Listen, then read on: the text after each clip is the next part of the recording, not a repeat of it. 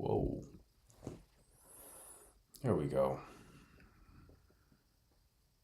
That looks nice. Ebony, what's going on? You're muted. Oh, hi. Hello? I was just telling you remember the guy who was supposed to fly me out to Houston?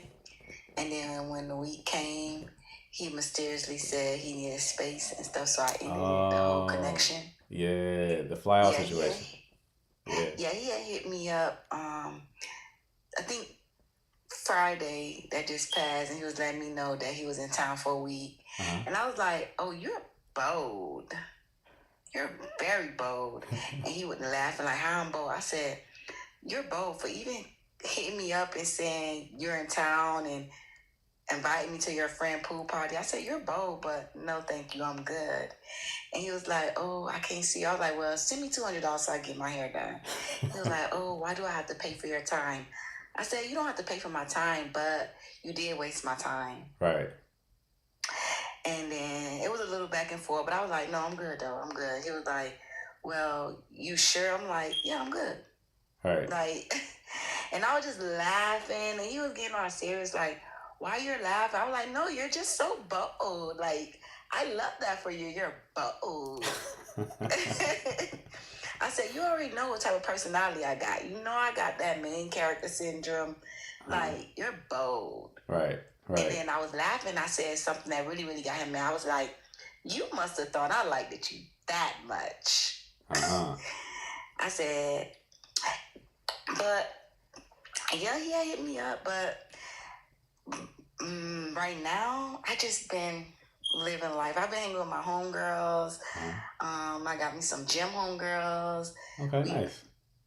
I just been really more with women, just pouring myself more with women. I had You ain't switching teams, are you? center a lot of dating content because I feel like when you got so much going on in your mind about dating, Mm-hmm. you more to attract it than avoid it. So what I did was start like limiting like dating content, women talking about men and stuff like that. Right. So You're not I'm switching. in a You're way not. better place. You're not switching teams, are you? No, no, no, no. Oh All no, right. no. I trust me. I got somebody right All now. right. I'm still there. Right now. That was my next question. Talking to. That's my Huh? next question. It's not Jim, but it's not Jim, dude, is it? No, it's not a gym guy who got a Okay. girlfriend, but Okay. All right. Monday the gym was closed and we did link up at the trail and we walked for like 2 hours and 30 minutes. We did hold hands, we was doing cartwheel in the grass. He was carrying me on his back and doing squats and stuff, which is inappropriate because he has a girlfriend, which is on both our parts. Yes, I know. But I was joking. I didn't know we were going to open up this can of worms. Okay.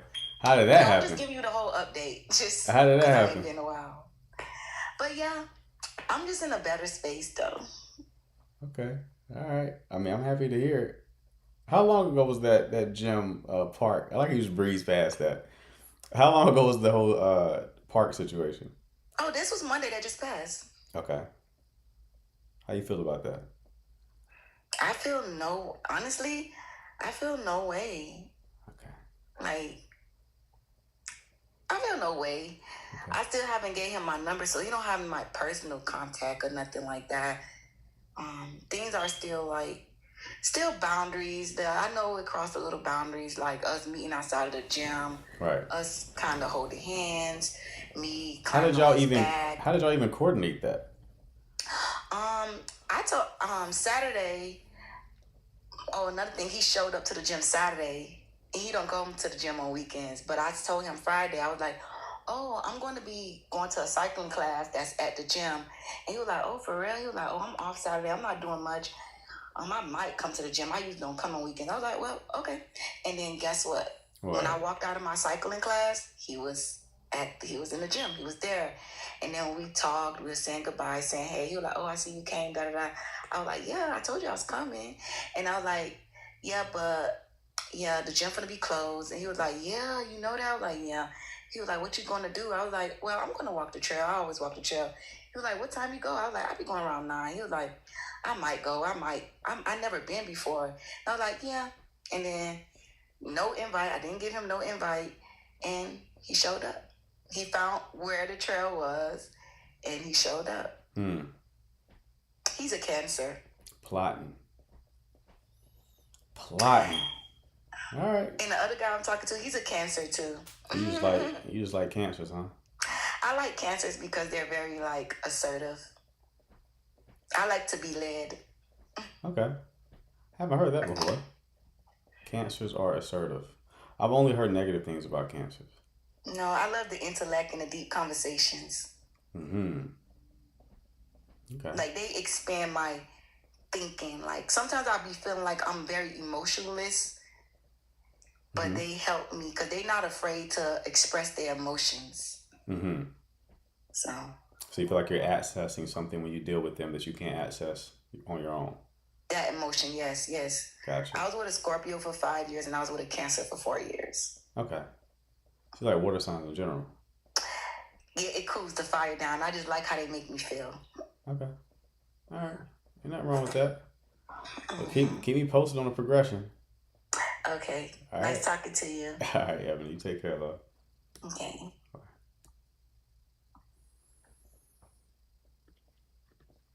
All right.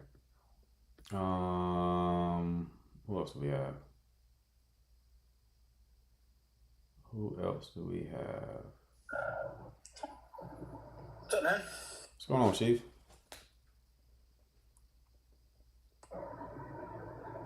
Yo. What's up? What's going on? I'm doing well. How are you? Good. What can I do for you? What's the point of this battle? To give or just to ask Q&As about dating and relationships? Yep.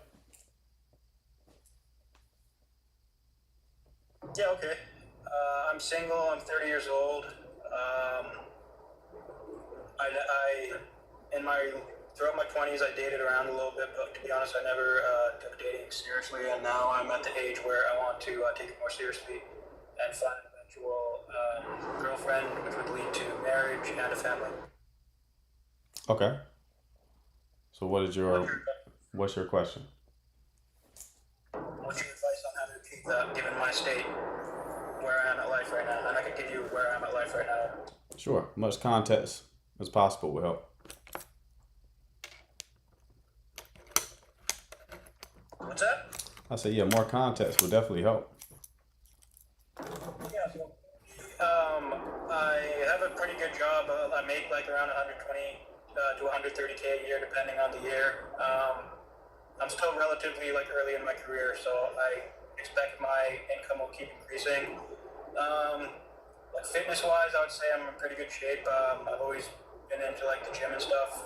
Nothing crazy, but I'm in pretty good shape, I'd say. Personality-wise, I'd say I am a little bit more on I'd say a lot more on the introverted side. So that's one of the struggles that I have. I find it hard to converse with people unless I already know them on a deep level, if that makes sense. Right. Okay.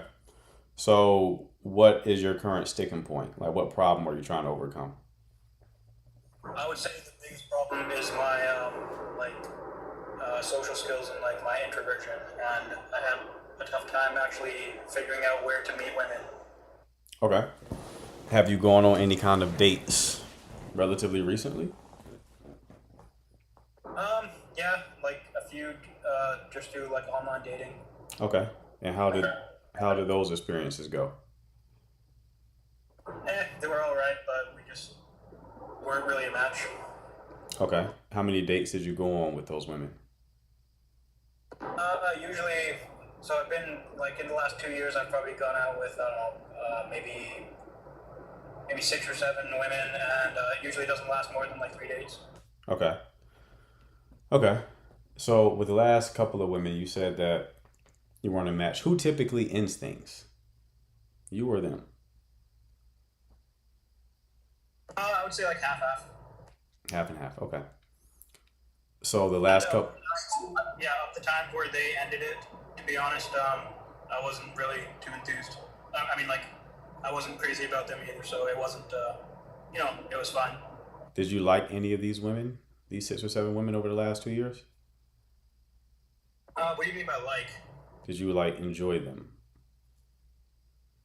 I mean, yeah, I think they were all right, but I just didn't really see a future with them. I feel like we just weren't really compatible. Okay. Where was the lack of compatibility?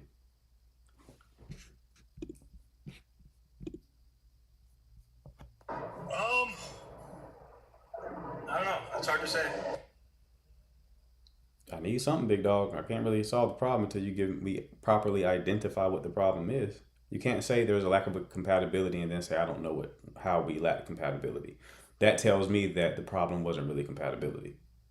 If you say you're incompatible with somebody, you know exactly why you're Yeah, incompatible with somebody. yeah, sure. Maybe it wasn't incompatibility. I guess we just didn't feel attracted enough to each other to continue on, I'd say. Okay. So it was a chemistry problem. Sure, yeah. Okay. Who's the last person you had chemistry with? Like romantically or in Yeah. a like Romantic. friendship relationship or what? Romantically. To be honest, I can't remember the last time. It's been a while. Maybe in my mid 20s. Okay. And you say you're 30 years old now? Yeah. Okay. All right. What does your social life look like? Honestly, it's not. I don't have a very vibrant social life. I spend most of my time working in the gym, and then on weekends, I do have like a. I am close with my family, so I mean, I spend time with them. Like my, when I say my family, I mean like my brother. He has a wife and he has children as well, so I spend time with them. But in terms of like friends and all that stuff, I have a small group of friends that I had like since high school, but we're all in different areas of life now. So Yeah, that's your core issue. You don't have a compelling lifestyle that your social skills are boring. Like your social skills are ringing kind of flat, right? So I'm sure on these dates, the neither of you are really having a good time or having fun, right? And that's partially due to the fact that you haven't had a lot of reps socially, right? Because you've had friends since high school. They've naturally either moved away or gotten into their own serious relationships. So you probably see them very rarely. And that has stunted your social development, right? So that's going to be your main issue. I would say part of solving this is going to be you not even treating this like a dating problem, but treat it like a social problem. So you need to go out and just meet people in general. Introversion does not mean you can't meet people. It just means you recharge your batteries in solitude. So you definitely can go out there and start cultivating the skill set of socializing with people. But this is going to be incredibly important because it's directly killing the energy on the date. There is no fun energy. And that's why women date, right? The men they choose are men who make them feel the way they want to feel. And with you, it doesn't, I'm getting the vibe that that fun feeling is not being generated. It probably is very much like a Q&A type of dynamic. Go ahead. no, I'm just gonna say I think you're on point. Like I would agree with all that. But I guess my question is like, how do I? What's the best way to improve socially? Like, what does the schedule look like? What does these quote unquote reps look like, etc. So yeah, so it's just progressive overload, right? You go to the gym. So you know the concept of progressive overload. Start talking to people. The easiest people to talk to are service workers. Start with service workers, people who are literally paid to engage you. And then just start shooting the shit with them, right? When you talk to enough people, you'll start tapping into pattern recognition. You'll start seeing like what type of conversational styles work, what type of jokes even work. I used to have a boss at one of my jobs, and when you first meet him, he comes across as very charismatic. But when you spend a lot of time with him, you realize that it's not that he's so charismatic. He just kind of cracked the code socially. There was one question he would ask people as like a small talk that would always get to deeper conversation. And the question was, what do you do for work, right? And whatever they said, his follow-up statement was always, I bet you have some stories, with like a cheeky tone, right? So no matter what they said, they said they worked at the post office, if they said they were a police officer, if they said they were a teacher, his follow-up to that was, I bet you have some stories, right? And then they will automatically start laughing like, boy, do I. And then he's like, well, tell me one. What's like the craziest story that you've had at your job, right? And then they will go into talking about it. It's automatically like a good, fun conversation. You'll find little hacks like that when you just talk to people more. So it's a matter of just putting in more reps and progressive overload, like I said. So maybe you start with just like a little pleasant exchange, and then you build on top of that to you having full length conversations. Maybe you test out going right into something deep topic, right? One of the best tactics for socializing is a concept called assumed rapport. What that means is when you're talking to someone new, just assume you know them. It sounds silly, but it works, right? You just play a game with yourself like you assume you already know them, and you talk to them like you already know them. The reason why this is genius is because it makes you bypass that very stiff, like corporate speak where you're being very formal with the person. Like, hello, Jim, nice weather. You bypass the formal shit. You're not formal with people who you know. So when you pretend like you know someone already, you skip the formality and then it just flows. There's something called the law of state transference, meaning whatever you're feeling can be transferred to the other person. So if you assume that you know them, you'll feel more comfortable with them. If they feel that you're comfortable with them, they'll likely in turn be comfortable with you. And they'll start talking back to you like they know you. When you look at people who are the best with socializing, they're always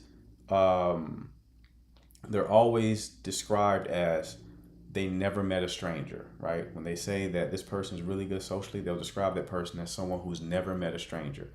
Another way of saying that is they engaged in assumed rapport. They just talk to people like they already know them. That's a life-changing social skills hack. It may not sound like it, but if you try it, you will be surprised at how effective it is. Yeah, sure. So, yeah, that's good. How do to be honest, like, I'm definitely introverted, but I would also say, like, I am more on, like, the antisocial side. Mm-hmm. You know, not like I never talk to people, but I just don't enjoy conversing with people unless there's a reason to. And I know that's a problem when it comes to... you don't enjoy it. You don't enjoy it because you're not good at it. We typically enjoy things we're good at. Yeah, sure. So you get good at it and you'll start enjoying it. Okay? I guess that makes sense. All right, brother. Keep me posted on how it goes, all right? I got to move on. Best of luck to you. Ooh. Okay. Prayers up. Prayers up. All right.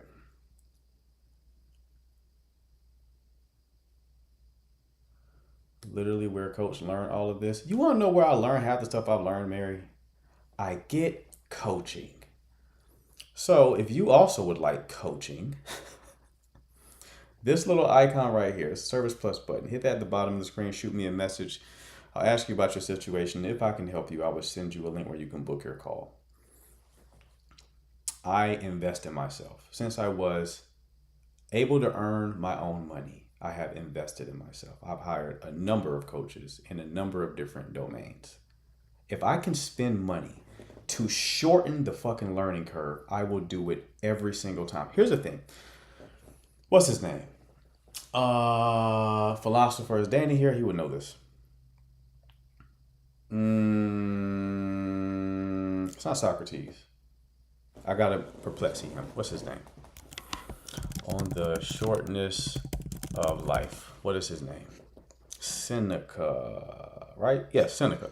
Seneca has a book called On the Shortness of Life, and he made an observation. His observation was, people seem to protect resources that are replenishable, but they don't protect the resource that is not replenishable. I'm gonna say that again.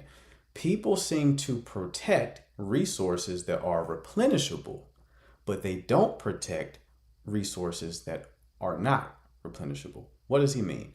People will protect their money. They will protect their property, right? They'll protect all those things, but they won't protect their fucking time.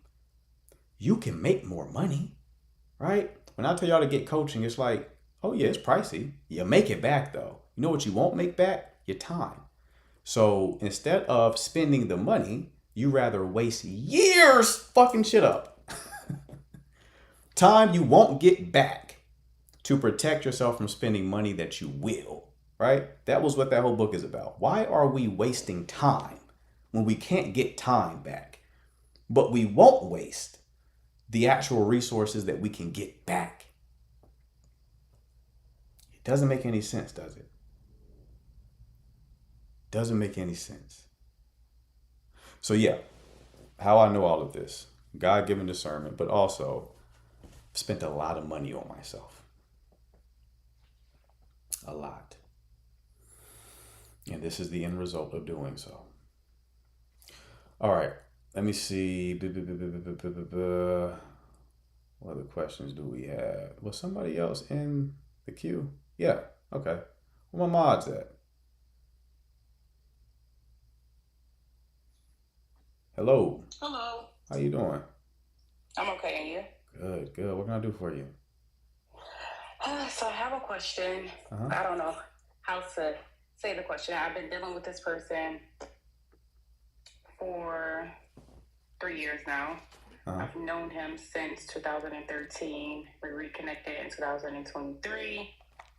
And now I'm at a point, or now he's at a point where he doesn't want to be in a relationship anymore. Mm. But he still wants us to remain friends. Okay. Okay.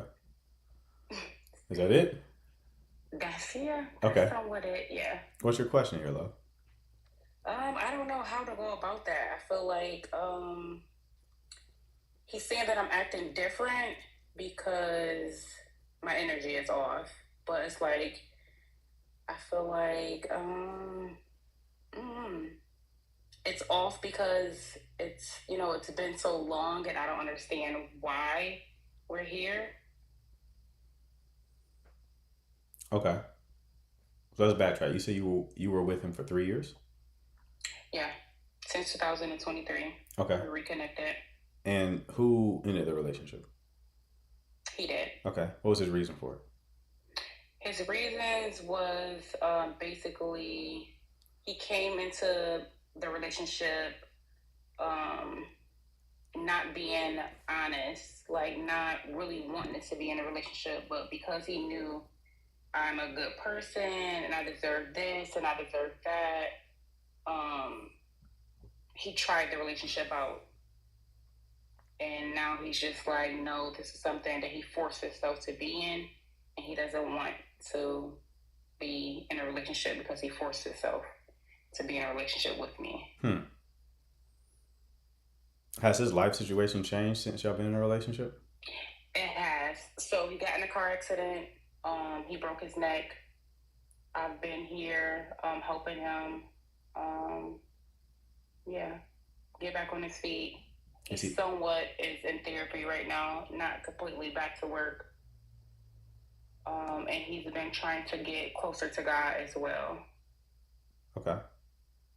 When did he have the car accident? Last year, December, yeah. Okay. Last year in December, we're in March. Mm-hmm. We're in April, excuse me.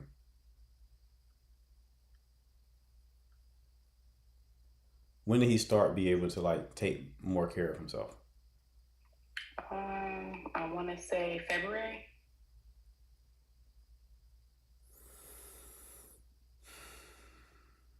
How did y'all meet? I met him through my brother. So he actually messaged me online. He on Facebook when they used to have like this poking thing, he poked me. Mm-hmm. And we started talking. We were just like casually talking. And he started a new career path. And he basically told me in 2013, he was like, hey, I'm still involved with my ex. And he didn't want to break my heart. So we broke up. Mm-hmm. Well, he stopped talking to me. And then, we reconnected in 2023. Okay. Well, that first connection though, what year was that? 2013. Okay, so it was a long time. Mm-hmm. 10-year difference. Okay. Okay. It checks out. Here's what likely happened. Okay. He likely wasn't really into people.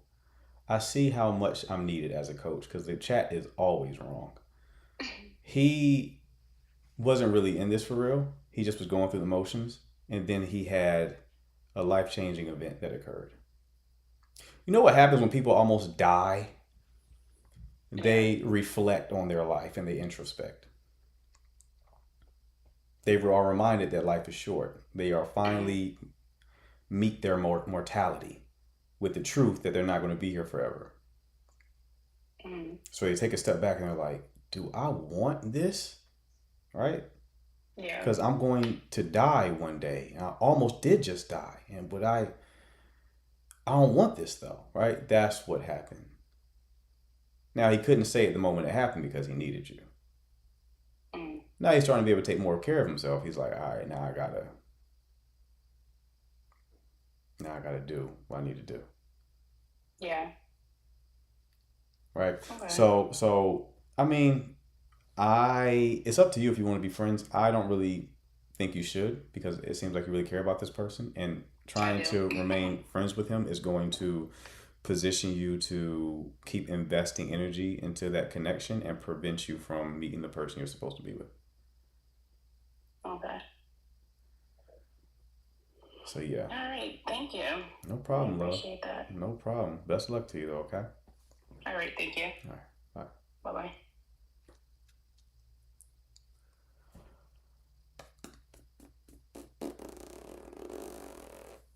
Did somebody mention like Brendan in the chat? I assume he had an existential crisis. Right. Who mentioned Brendan in the chat? That's that guy. He's like a life coach, right? Yeah. He tried to kill himself or off himself, TikTok. And then when he wasn't successful, that's when he like reflected on life. Yeah. Yep. To be a coach, you need to have a really good theory of mind. I mean, you got to see things from other people's perspective. It is a skill I thought other people were good at. They're not. Most people fucking suck at that. For anyone who's thinking about what they should do for a profession, here's the thing. You want to do what you're good at, right? The thing that you are good at, you're so good at it. I'll give you some game here. My younger people in the chat. The thing that you should do for a living, you are so good at it that you think everyone else is too. That's how easy it comes to you. You think that everyone else is also good at this thing, right? So I'm really good at looking at things from other people's perspectives. I used to think, how can you not see that's how they're looking at it? People are really fucking bad at that. I'm also really good at reasoning and critical thinking. When I was in school, people used to copy off my paper from critical thinking. I'm like, is this not common sense? It's not. It's not common sense. People don't think that way naturally. So, the thing that you are best at is the thing that you think isn't that special because you're that good at it, right? All right, do we have another caller? Pierre's in the chat. Let's bring Pierre up here. Yo. What's going on? What's up, man? Good. You had a question for me yesterday, so I'm here to answer them. Answer the question, bro. Go at it. For the people in the chat that don't know, Pierre was a young guy. You know, he was putting some shots up, shall we say. Finally got him a little cutie patootie, right? Was dating her for a while until she ultimately ghosted him a few times, claiming to be sick. She was taking shots. I think she was hanging out with Future. She was drinking that lean. She drank a little too much lean and lost consciousness, right? So she claimed that's why she couldn't come on the date because she was healing her sickness. But then she reached back out to Pierre a little while later and then apologized, said she was sick, and from what Pierre tells us, they're rekindling. So Pierre, take it away. Talk to us. Your intro just killed me. Alright, so Yeah, so she called me actually, and I was super excited when she called me. I was like, okay, and we met actually by her place. I mean, outside her place. Right. We spent like half hour talking, and yeah. So I asked her. First she said she truly meant when she said she got sick. Right. And I said okay, and she apologized, and she also said she was offended by some things. That's why she took. She was a bit distant.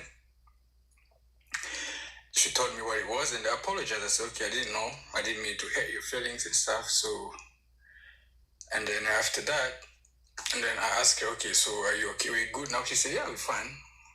She said when I get offended, I take my time. I just take a few days to just calm down, and then we discuss that. Mm-hmm. So that's what it was, and from that point moving forward, we've been fine. And then I asked her some serious questions. I say, okay, I'm not here to play with you or like to hurt your feelings. I'm here because I like what we have going on. Mm-hmm. And I know that I would like to know if you also like are on the same page. You here casually, or you're also thinking of building something. And then she's like, she said, I really like you, and I see a lot of quality that I like about you, and I can see us going somewhere. So she told me that. Mm-hmm. And I said, okay, I understand, but just remember, you can tell me that. You can tell me that you like me, but I will judge you based off how you treat me. Right? And then she said, okay, and then I gave her an example. I said, remember you said this about your mom? And she was impressed that I remember something she told me. Mm-hmm. And I said, I also was taught that usually take a look at how a woman treat you versus what she says. And then she asked me a question, okay, how would you like me to treat you then? So you see that I care for you. So, and I told her, I'm very simple to please, just 1 to 10. She said, okay, I'll take note. And yeah, actually today she called me like 4 times, and yeah, it's been good. Okay. All right. All right. You reeled me back in a bit. Yeah. Today we Thursday we had the best time, like 30 minutes, we were talking, we were hugging, we had a good time. Right. What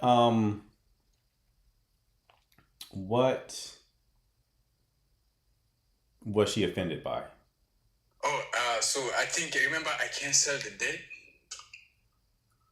I canceled the date because I said I was busy, and I think also, like, I don't know the tone I used, maybe she didn't like that, because she said she meant that she was really but not feeling well, but the fact that my response came off as if I didn't believe her, so she was kind of offended by that. Gotcha. Okay. Yeah, so I had to apologize for that. That's actually why she kind of, was a bit distant. Mm-hmm. Okay. So for me, yeah. So that's what she told me. That's why she wasn't replying to my text. She was just she didn't want to say something bad that would also kind of like create some type of fight or anything. So that's why she just pulled back. I like it. Yeah. I like it. I like it. There's potential here. Yeah. It's messy, but that's the thing. People think that like there's supposed to be this perfect little sequence of events that ends up in a relationship. Life is typically messy though.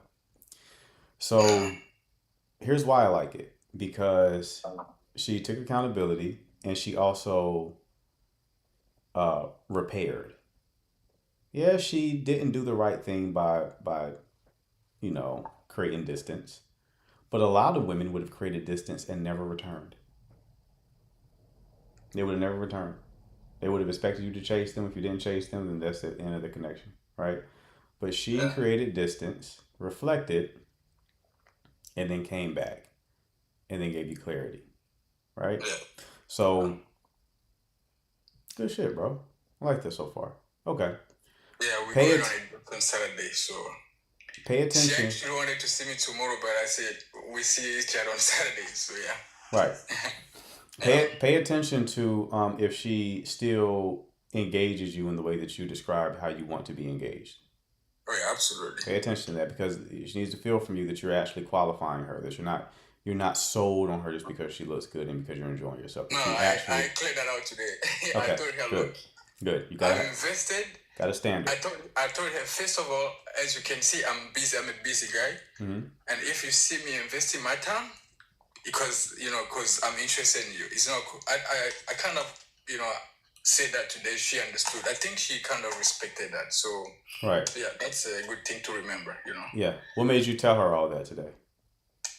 No, because because we were having a conversation about how each other would like things to be moving forward, and then I was just making sure because I know sometimes people think when I say I like this about you, they think probably because you're too pretty and stuff, but it's not just that.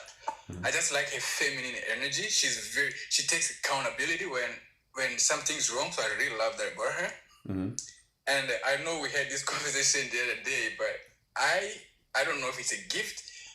If I see someone I like, there's like a lot of stuff that I can pick up from certain conversation. And a few times we've had conversations, there's a lot of stuff that I pick up from her that I really appreciate, Okay. So hey, listen, I very rarely do 180s. 180 here. I went from leave Shorty alone to now she's showing the right. What she just did was rare in today's time. So I like it, man. Continue. Yeah, I mean, also, it's because I during that pause I try to give someone else attention. It just didn't feel right, somebody that's actually like I was saying. But it just when I'm talking about this girl, when we talk, it's just different, So I was having some conversation with some people. They're like, you have, because they know me. It's like I don't say much here. I'm like faithful. I'm not lustful. And I don't follow girls just for casual stuff. So when I want somebody, I want to be that person. So I want to make sure I'm also attracted to them, Right. So that's pretty much what it is. But yeah, I actually appreciate your insights. It's been very helpful. So absolutely, brother. Hey, I'm glad to hear that it ended up working out, man. So hopefully we'll hear some wedding bells in the future. You can invite me and the rest of the chat. That's because she said today she told me that she asked me what she wanted me her to wear for our next date, which is Saturday. So I told her, and so it's been great.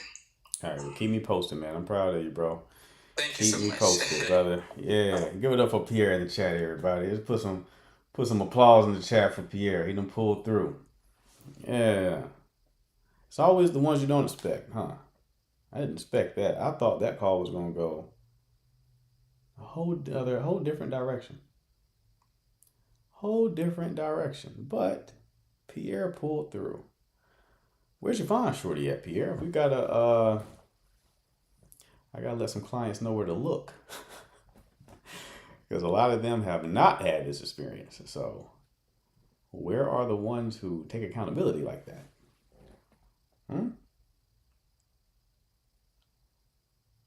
Where are they at? Let me see. All right. See if Buddy's still here. In heaven. That's where they're at.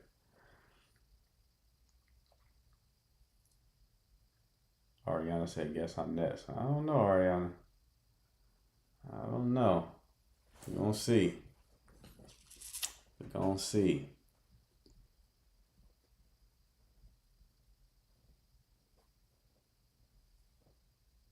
You haven't folded? You also haven't seen him, have you? You haven't seen him since me and you last spoke, right?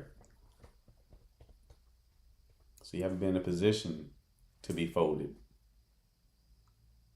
I feel like when you see him again, you're going to turn into origami. Folded. Turn you into a little swan. Just put you on the bed like a little swan like they do in the hotels. Is that Ariana? Is that a Ariana Swan? Yeah.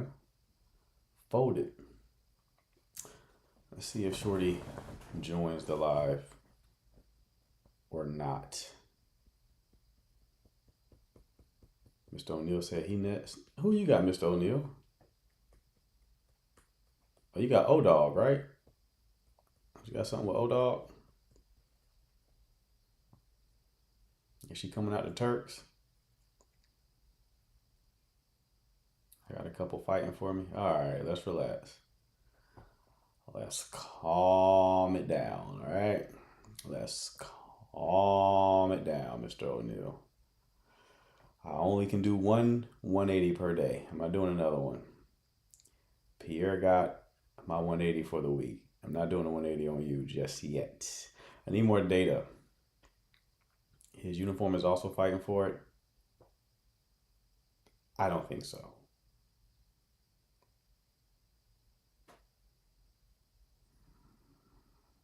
I don't think so.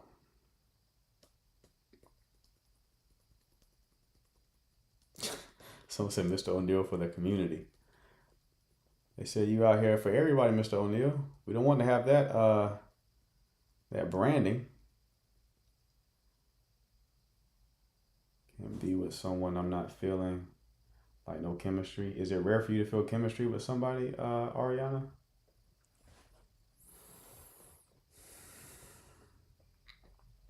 Is that your problem? Is that a rare experience? Rare occurrence?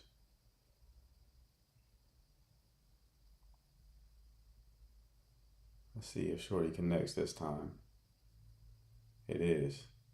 Okay. Your voice is soothing. Appreciate you, love. So, what's like your cadence? Because with me, it's like but when I do it's crazy. Okay, I relate with you. I relate with you in there. Not necessarily. Okay, I can have chemistry with anybody. The vast majority of people. Some degree of chemistry. I could find a way to connect. Just my personality. But as far as people who I really like, 1 per year cadence. 1 per year cadence. That's why I grieve when it doesn't work out, because I'm like, another 365 days until I come across something like this again. So you come across someone you're like, come on, don't run. She ran. Okay. I guess I'll chill for another year. Maybe 2027 is going to be the year. Mine is 1 per 2 years. 1 per 2 years? Really? Why is it so rare for you, Mary? Is it because you got to have like some sort of friendship first due to your fearful avoidance? Yeah, Danny, but then you don't want to put pressure on the connection, right? Why a whole year though? I'm just... How do I explain this? It's not pickiness.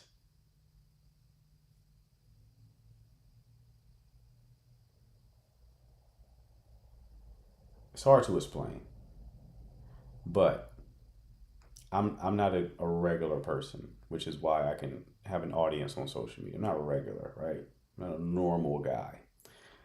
Considering that I'm not a normal guy, I don't really like normal women. It's not my thing. You wouldn't see me with the NPC. You know what? Here's the biggest challenge, Danny. Here's some game for you. I like women who are very interesting. Like interesting women. Women who they are interesting. But you know what the downside of dating interesting women is? It correlates with trauma.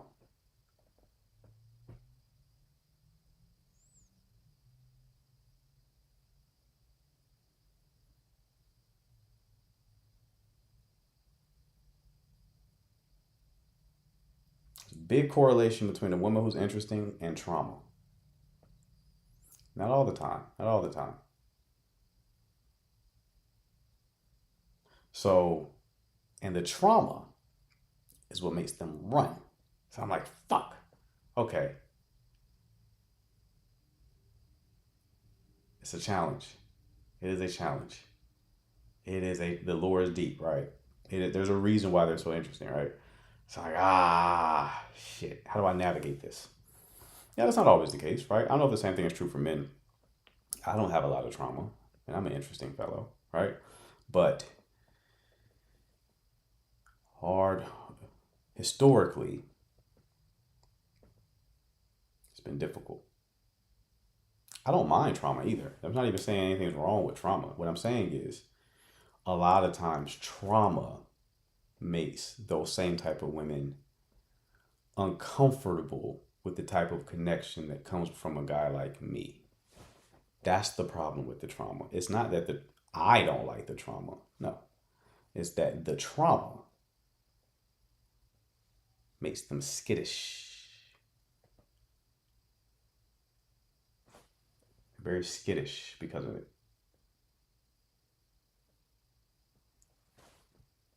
So that is the challenge. So how can you approach that topic without triggering them? Yeah, I don't know. You can't. You can't not trigger someone. There's layers to it. Me and Danny were talking about it on live the other day. That's just one layer. There's multiple layers. Because that same type of woman can be with other men. But me, a guy like me, is destabilizing. It's destabilizing. And I can't help it. I wish I could help it, but I can't help it. Dating me, I become emotionally significant very fast, and it scares women sometimes. It feels strongly for me very quickly. And it's not, they can't metabolize the connection, so they get scared. So, that's it. Don't touch my food. Jessica, what are you talking about? I need Jesus to pick my husband because I haven't done it right. You might not like who he picks. You might pick Quasimodo. Hey, babe, will you marry me? Would you marry him? Would you marry Quasimodo? He got down on one knee, one big eye, one small eye. You're the love of my life. Jesus picked me. Would you marry him? Would you marry a guy like that knowing that Jesus picked him? I want to know. I'm curious. Ladies, would you marry Quasimodo? Jesus sent me. Will you be mine? Y'all really will reject Jesus' gift? That's crazy. Sorry, Lord, but no. He's looking at the sky.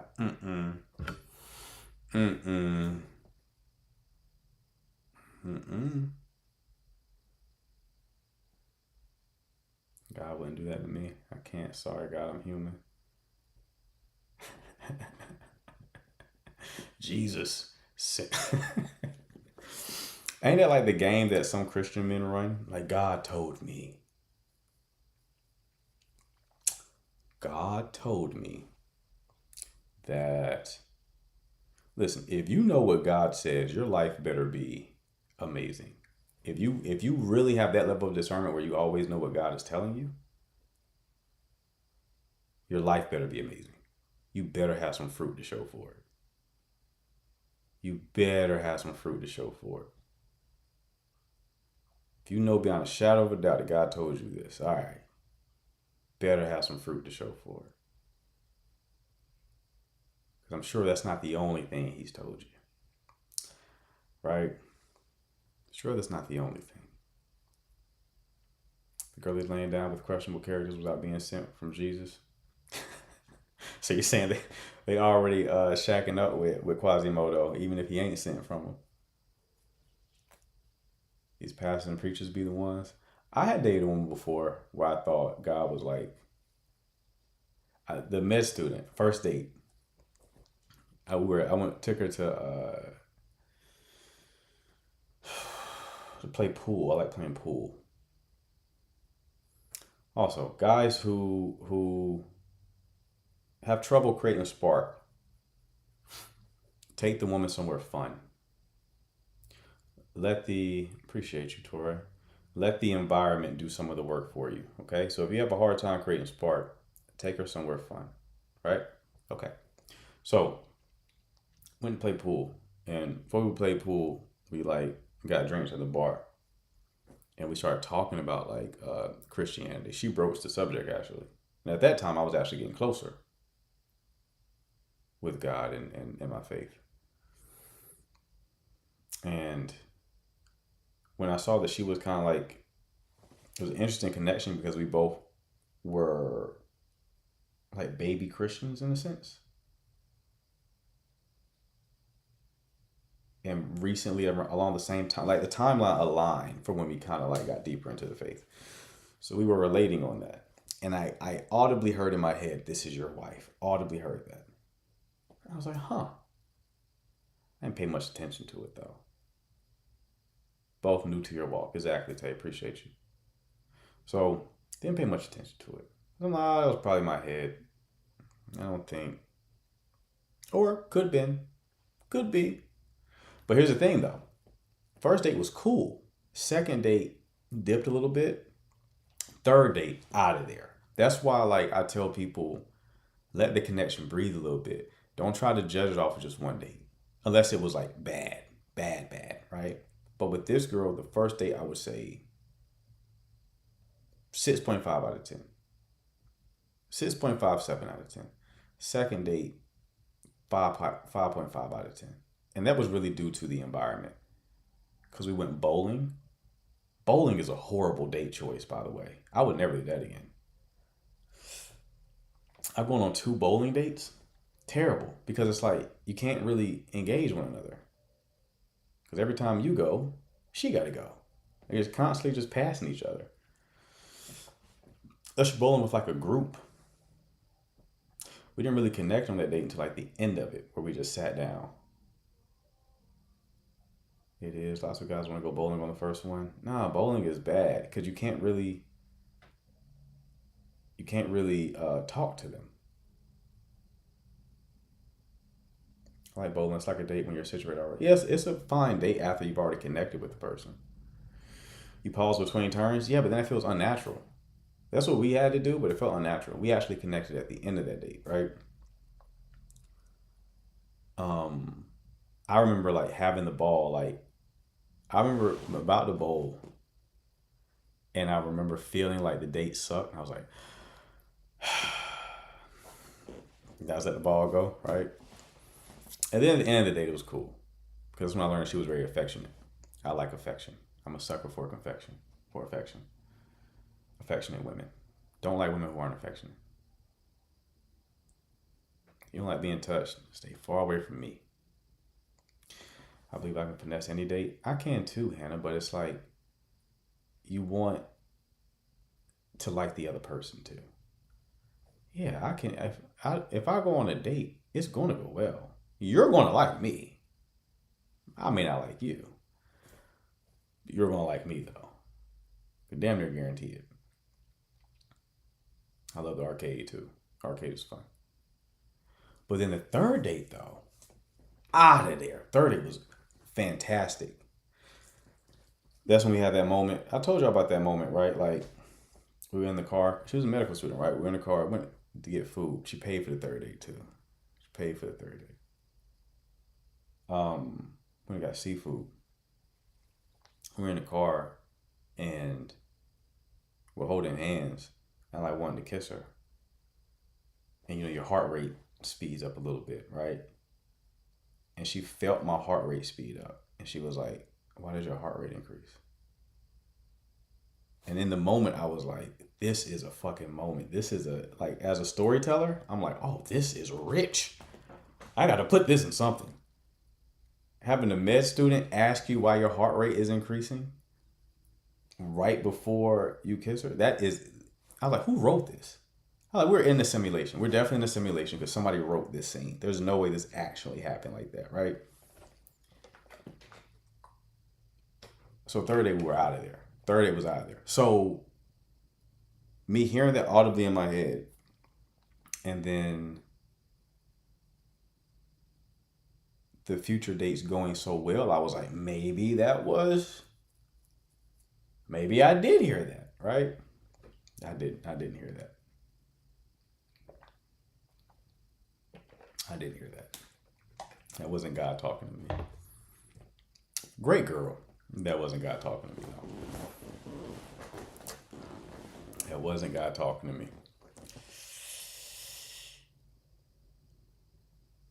That wasn't it. It was ovulation talking to you? Possibly.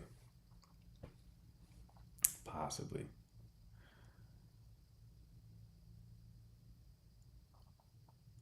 Where is she now? Does she still hit? No. I don't talk to people after I finish dating them. So on to the next, baby. On to the next. We just stopped dating. It wasn't like a big thing.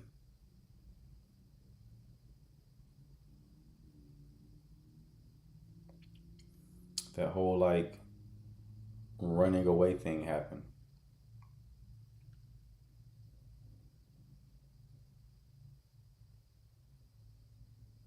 It's hard for me to. I didn't end it. No, I didn't end that.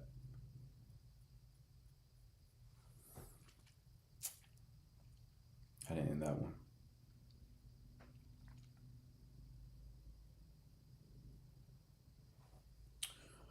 Has anyone ever triggered things in you in the way that you say you trigger women? I'm not a runner. I've never ran from any kind of connection. It's been hard for me to like understand it. Like when I reflect on things. What is that mechanism?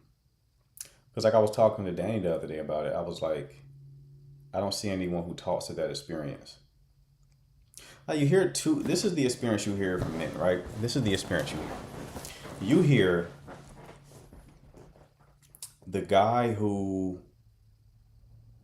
the spark guy, right? You hear the spark guy's experience, who's like a fuckboy, he's future, he's out here just running through women, right? And even if he gets in a relationship, either he leaves because he can't handle it, or the woman leaves because he just won't get his act together, right? She doesn't feel safe in the connection, so she has to go. So you hear the spark guy's dilemma. You also hear the safety guy's dilemma. The safety guy's dilemma is he's a good guy, right? He's a good guy. And he's doing everything right. But then the woman doesn't feel it. She doesn't feel the connection. I don't experience either one of those things. That's not what I experience. I experience a lot of passion, a lot of being into me, a lot of being turned on. I also give a lot of safety. So I don't have the good guy's experience of like I wasn't feeling a spark. They feel the spark. Nor do I hear the spark guy's experience where it's like, I feel like you're not serious, all that kind of stuff. With me, I reveal to you, you're not as ready as you thought you were. It's easy to be like, I want X, Y, and Z. I want my man to do this, that, and the third. I want a man like this. But then when it's actually in front of you, it's like, oh, this is actually scary. I don't know if I like this. I don't like how this feels. I don't like how this feels. I don't like feeling seen like this. I feel like this person sees me. I've never been seen like this before. I feel exposed. Like I can't hide from this person. I don't like that. I don't like that. I don't like emotional intelligence because he holds himself to a high standard. That means he probably has a high standard. Am I going to fall under his standards? I'm probably not good enough. I'm not good enough for this person. He's just going to end up leaving me and hurting me. So I gotta go. That's what I imagine is what's going on. And I can't help it. So it's like no matter it, you can't, that whole process that I'm describing, I can't say something to you and get rid of it, right? I can't reassure you out of that loop. I can only just wait and hope that you handle the shit internally. But it tends, hey, so I didn't like that. Sakina, was that your experience? Have you been that woman in that situation? I'm curious. And this is me guessing, so it's interesting to me to see that that's resonating with women because I've never had a woman tell me this. I'm literally just imagining, like, what could it be? When I tell y'all this has been the most frustrating part of dating for me, because it's like I can't go to someone and ask this question because most men don't have this experience. They don't have this experience. So it's like I can't go and be like, have you had this experience? Because they're either on the spark side or the safety side, right? So they're like, no, I've not had that. Actually, women tell me they don't feel a spark with me. I'm like, I don't get that. They throw cheeks at me. That's not it. I got laundry in my pocket. I got cheeks right here. They give the cheeks. That's not the problem. I have a different problem. I don't have your problem. Then you talk to Future. He tells you his issue. I'm like, that ain't it either, Future. I'm not sipping the lean, brother. What about your coach who you learn from? He's been married for years. He's been married for over a decade. He got married. There was less trauma in the marketplace. A lot of people are hurt now because people are having like more romantic experiences faster. Since they're having more romantic experiences, they're having more negative romantic experiences, which is causing them to be defensive and skittish.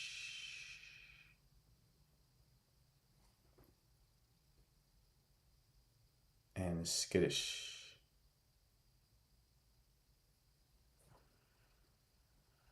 Make sense? Even the ones that don't have the experiences are scared from what they see online? Yes. Right. Right. Correct. Correct. So a lot of these women that I'm talking about, they've never been in a real relationship where they've actually been seen. They stage 1, stage 2. It ain't a real, they haven't really been with somebody. They've been in a relationship. They haven't really been, y'all get the distinction? They haven't really been with somebody for real. They've just been in a relationship. They haven't been with someone who's present in the connection. They've been with someone who is playing out their past trauma. And when you go up the stages, right, when you're at stage 4, you've resolved and integrated so much internal shit that you can fully be present, right? You can fully be present in the connection. The lower stages are either preoccupied with their past pain and projecting that onto their current experience, or being anxious about the future. They're not here and now with you. I was telling a woman earlier, I'm like, the shit that this man complaining about who you're dealing with, he ain't even talking about you or complaining about you. You're just the vessel in front of him. He's talking to the last chick. You're the vessel that he's talking to, that he's talking through.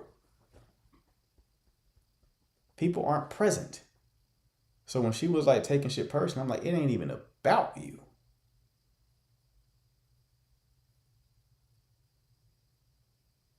That's me. I'm thinking, do they like me? Will they leave? Right. They're not present. They're not present. Then they encounter someone who is, or who's very close to it. And it's like, I've never experienced this before. And I'm like, I know you haven't. I know this is a brand new experience. And I'm like, you can see it. I told Danny, I was like, there's been moments where like I've had to grieve connections while in them, like while on a date. Danny, did you mean to request up, or were you like, did you hit the button by accident? Why people talk to other people when the president's diabolical? I've had that happen before.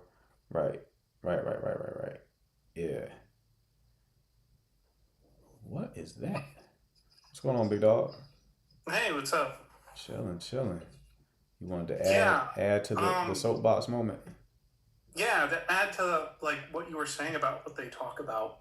I've never really heard the your intense part, but you can tell by the language they use that it's something that they're like processing a lot before they dip or discard or pull away. Even if like you see the signs, like I can kind of tell when they start acting different. I'm like, oh, she's about to dip out. Starting to notice those signs, but usually you'll get like a lot of language. So like, I've been thinking about this for a while, or this has been weighing on me, or yada yada yada. Before they cut to it, because like I know the difference between shorties that aren't interested in me and ones that are. Like, their behavior just doesn't align with the way they talk to me when they dip out. Right. It's just very silly, at least in my experience. Right. I used to get very frustrated with it. Early on, when I went through this, like the first couple of times, I was like, why can't people just be normal, man? Just fucking be normal. Yeah. Like, I don't get it. What is terrifying? So, but then it's just, I got desensitized to it. So, all right. Yeah, It is. yeah, I think I'm learning to numb to it, to the experience of the end. There's a sense of finality that every relationship has. Yeah. It's just a matter of when. Right. I have not found a solution. Not When I was anymore. saying things like treat it like it's casual until you see signs from her that she doesn't want it to be casual, that's where that advice came from. Yeah. It was me trying to figure it out. And I still haven't figured it out totally. It's like, it may be a pacing thing, but when I assess myself, I'm like, I'm not really pacing things like heavily. It's literally just, it's like an energetic component to it. I had a mentor tell me one time, like, when you read a lot of books, like, it changes your energy. People can tell. And I was like, yeah, because I feel like the room is different when I enter it.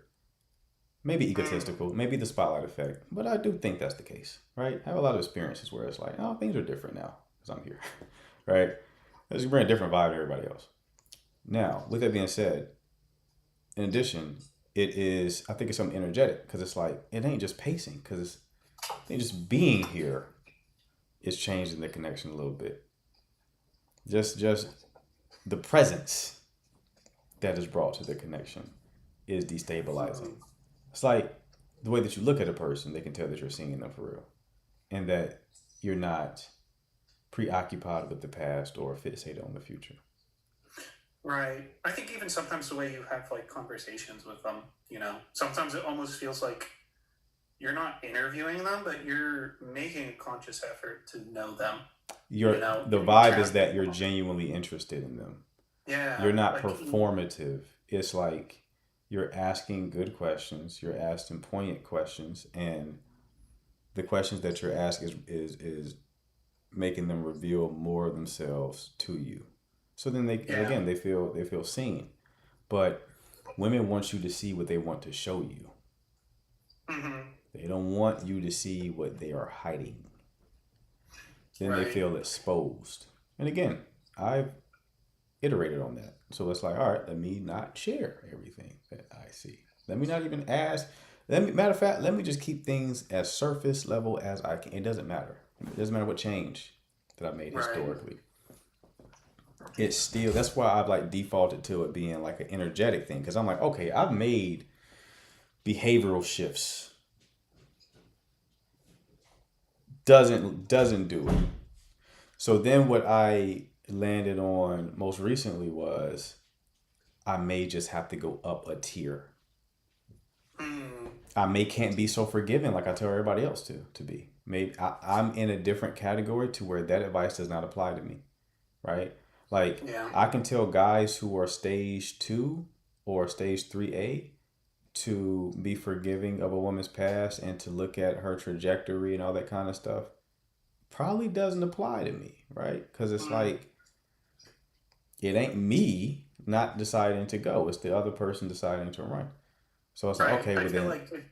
like it does bite me in the ass to give grace in those situations because you can kind of see it, and I think especially when you like someone, the instinct is to give them a little grace because obviously nobody has this perfect picturesque story coming Right. through it, and they're here and they're now with you. So you think, Right. you give them the spark and safety, you give them the container Right. to breathe, that they would relax into it, but they don't.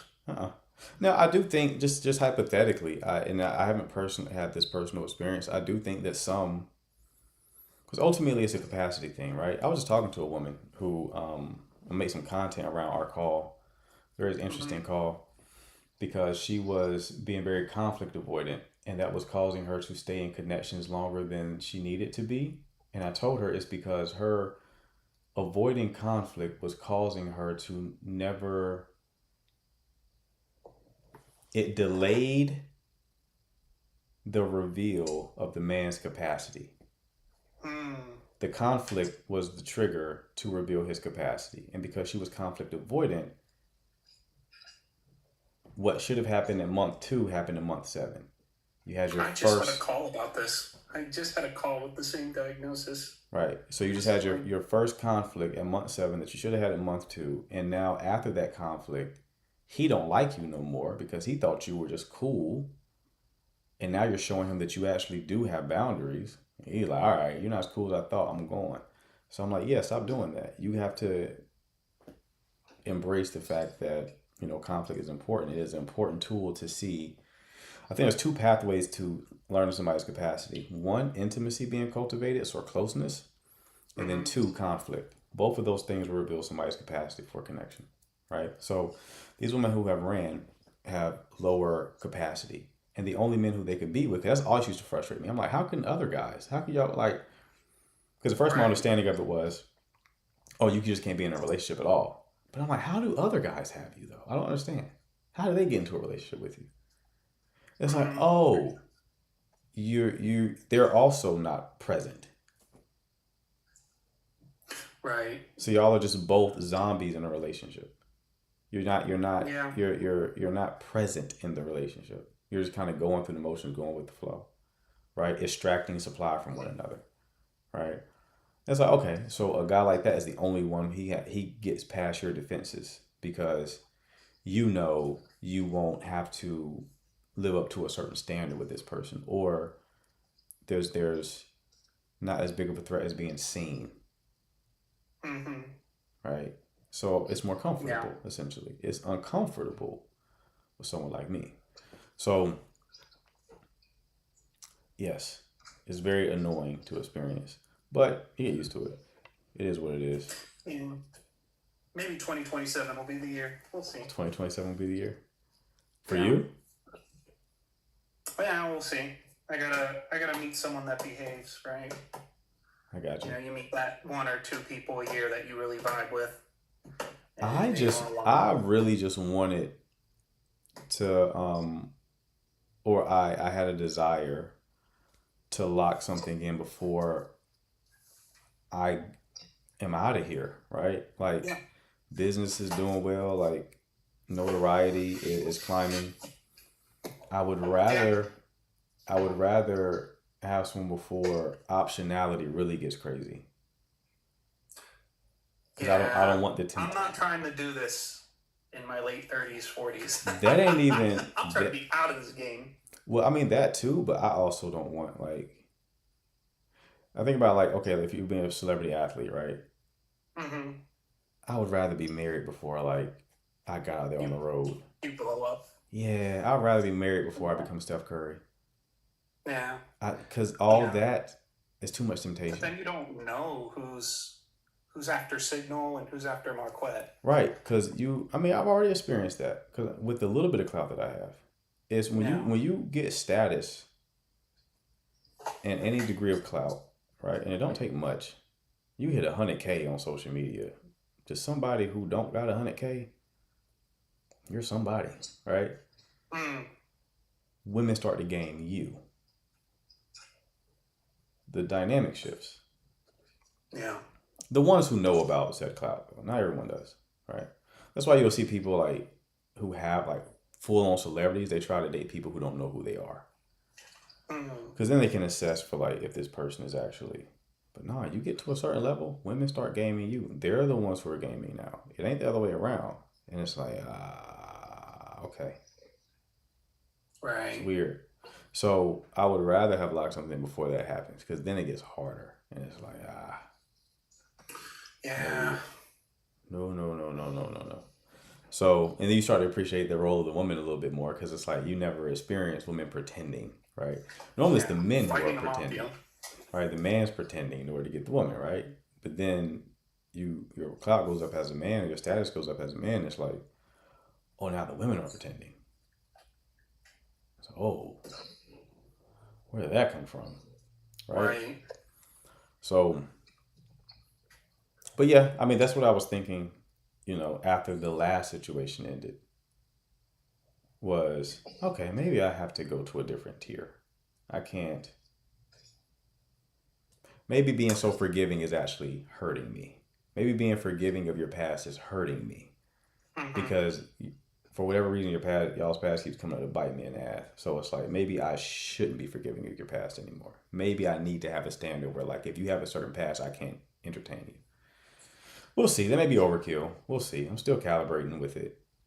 Yeah. That just goes to show, like, no one, even gurus and coaches, they don't have all the answers. No. Every problem you saw was replaced by another one. Very true. Like being a meteorologist in North Carolina. Right. We can give the best possible prediction we can. There's no guarantee that it'll end up that way. Right. Well, that's super just say there's always an exception to the rule, but everyone should move with caution. Yes, there is always an exception to the rule. So I don't see myself ever like making the decision to be like, oh, I'm your past. I was frustrated one night. This was like a year ago.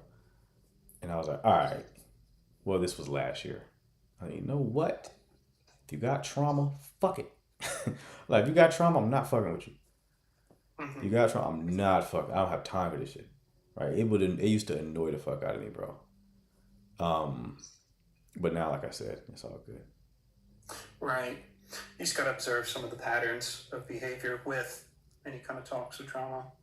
If you see both, that's kind of when I'm like, okay, this is a very risky parlay here. No, I mean you don't really know. You have to feel it out. Yeah. You have to feel it out. What I mean by feel it out is what type of trauma.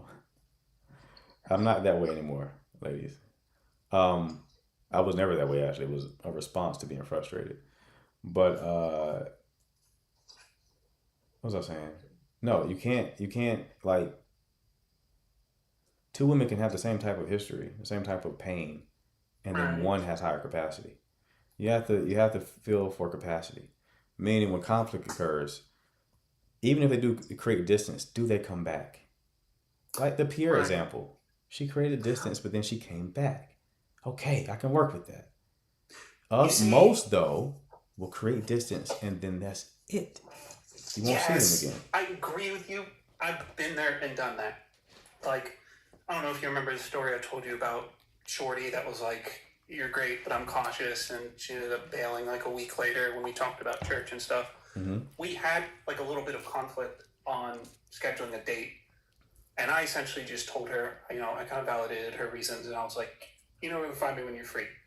She ended up following up later and inviting me to a breakfast date. So I've had that orientation where I just pulled away, let her come back, and you still come across those issues when things start getting real.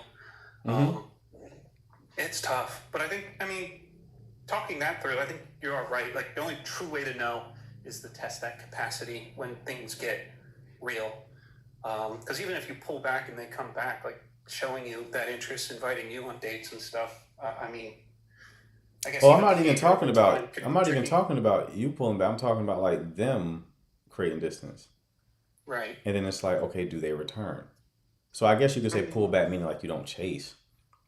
But okay. I mean, like, okay, like in the Pierre example, Pierre didn't chase. Well, he was about to. We had to stop him. But he did a little bit. He did a 40-yard dash. He scrambled a little bit. Yeah, he came back. Sure. Yeah. But Shorty came back. Okay, she has capacity. She took accountability. She came back, took accountability. It's messy. It's not ideal. The red pill and the manosphere will give you a black and white read on that situation and say, well, she left, so blah, blah, blah. They don't understand attachment styles. I know an anxious woman is going, well, if shit get real, she going to create some distance. Will she come back? You don't know. But she going to create some distance. She got to metabolize that shit, right? Depending on how big the spike was. Fearful avoidant, you gotta tiptoe around them. You gotta wear your comfiest, most quietest slippers and tiptoe. And hopefully you don't have hardwood floors. Because with fearful avoidant, them are the most skittish women on the planet, man. Them are the most skittish women on the planet. So you gotta really be careful with them. You just kind of gotta be around for a long time with them. Like if I was long distance with a woman who was fearful avoidant, I would talk to her for 6 months before I went to see her. I would just talk to her for 6 months before I made any kind of plans to see her. I just have to be a known presence for a very long time. And then she'll finally have the comfort to let you in, right? That's why they like to date within their friend group and date men who they work with and date men who are just around. Because they need that degree of comfort before they can even allow you in and even think of you in a romantic way. Because their shit is so chaotic. It's so fucking chaotic. But, and I don't date avoidance at all. I don't know why that is. I do fearful avoidance and anxious, but when I look at my dating history, if I did date an avoidant, we didn't get far enough for me to even find out they were avoidant. I don't know what that is, but I don't really rock with avoidant women. I guess they probably don't feel like women to me.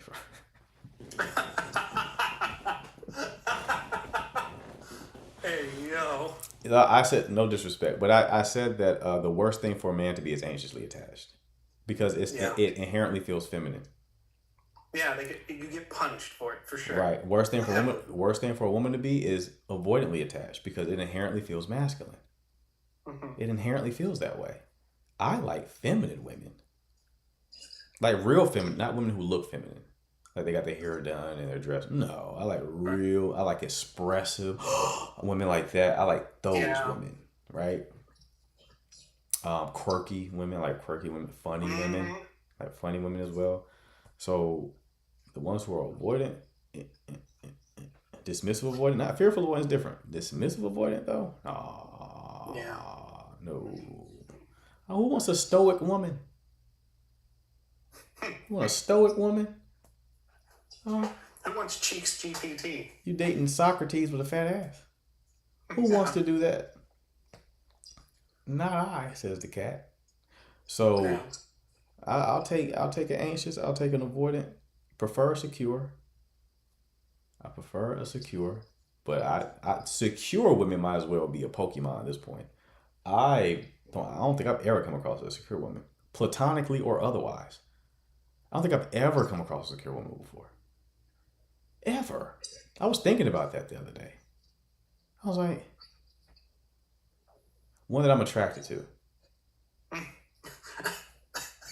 You gotta clarify that. Could be a 70-year-old in the chat. Well, you're running to the wrong women, young man.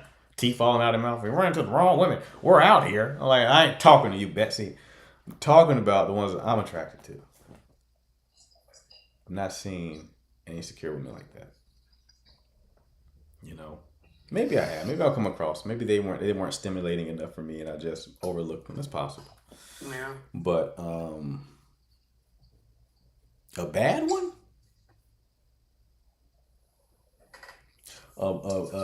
Very beautiful, gorgeous, securely attached. Do they even make those? Where do they make them at? Where do they manufacture beautiful, secure women at? That's a good question. Though I imagine kind of circling back to the whole like. That's what I was about to say, Kristen. I was about to say they're all in relationships and married. There's a bit of that. There's also that issue where like really attractive people are usually rarely kind of pushed back on, like they think they're funny and they're not funny because everyone just laughs at their jokes because they want the cheeks, stuff like that. So I think they're very rarely given the pushback necessary to reflect or be in that place where they become secure. Too, because I imagine if you get a lot of attention, no, secure. The attachment styles is I'm not talking about earned secure. Oh, okay. Secure, the attachment styles are generated in your childhood. Right. So if the woman is raised in a healthy childhood where they, meet the child's needs, then she will come out secure. True. They may also be propositioned at a really young age. What do you mean? From what I've heard, men will come out of them as early as like 12, 13. Sure. But so that might have an influence on a bit of their upbringing and development too. Your attachment style, it comes early. 12, 13, you already have your attachment style. Okay, that's fair. That shit comes early. Given that, then yeah, I guess it'd be pretty rare. I mean, it's rare in general for people to come out secure because most parents, depending on their behavior, is gonna. I think it's gotten worse. When the book Attached was written, they basically said that 50% of people are secure, 25% are anxious, 25% are avoidant. I'm like, that's bullshit. How'd y'all come up with that number? Right. Y'all are guessing. When I read that years ago, I'm like, the numbers are too clean. I'm like, there's no way that's true. Right. Maybe it was directionally accurate for a time, right? But it's certainly not the case now. With like fathers not being in the home, I've not read this anywhere, but it was probably hard to become secure with a single parent household. Probably very difficult. I won't say impossible, but probably very difficult. Like divorce rates skyrocketing and things like that. You're probably not gonna have a secure child. No. Again, I'm guessing there. I've not read any studies to suggest that, but I'm just thinking from first principles. It seems like it's true, right? So, but I do know secure women get snatched. They get snatched up. Secure men, not so much. Because secure men can just give off safety. Okay, I get you. Because being secure doesn't mean that you're desirable as a man. That's true. Attachment's not the same as attraction. Mm-hmm. But as a woman, because she can emotionally regulate. It's so rare for women to give men safety. A lot of women give men desire. It's very rare for women to give men safety. Yeah, I agree with that. That was something I was thinking about. I almost, when I'm working on my system, almost considered a different word from safety, because I was wondering, do women actually give off, do they actually create and sustain safety? Is that just like the man's kind of role in the relationship? Do they give something else that invites closeness? Because I had that same thought too. I was like, I know a lot of times where they kill safety. I have a laundry list of that behavior, but what do they do that genuinely produces safety? Safety is an absence of threat. Right. So from that perspective, safety is generated because there's no threat there. So a woman who can regulate her emotions, you are disarming the threat of her just being emotionally volatile. That's like 3 women. Say what? That's 3 women? That's like 3 women in the galaxy. Right. Yeah, I have not come across a woman who can regulate her. I mean, to some degree, it's not like a binary thing. It's not can you or can't you. It's like to what degree can you?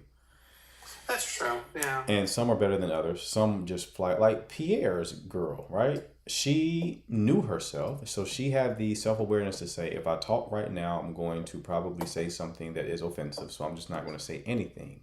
And then when I'm more calm, I will come back and then express myself. Now, there's work to be done there. She can improve that greatly, but that is still someone who she has some degree of skill. She's not just defaulting to her knee-jerk reaction, right? That's true.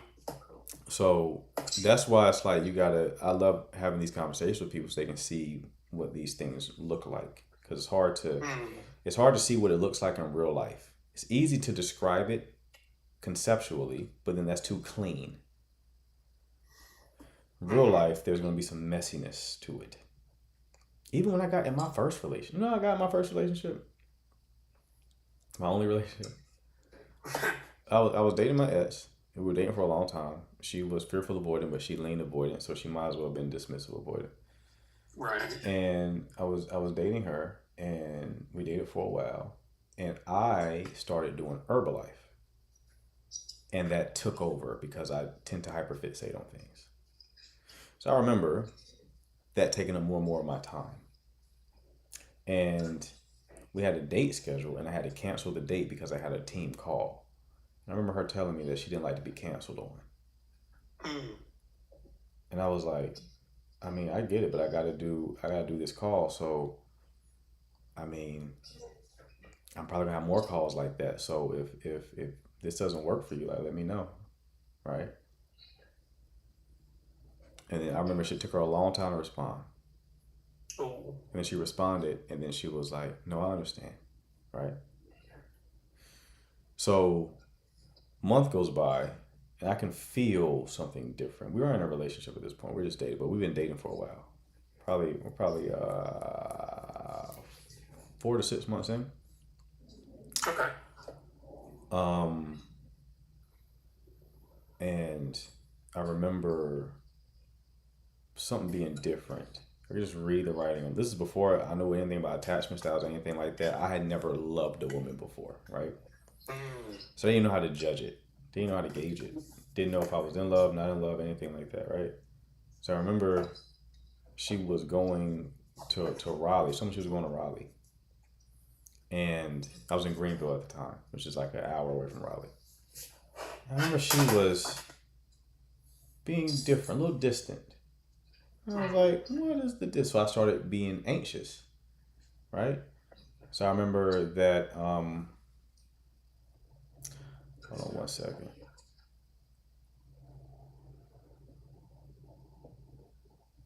I remember that I started to default to protest behaviors.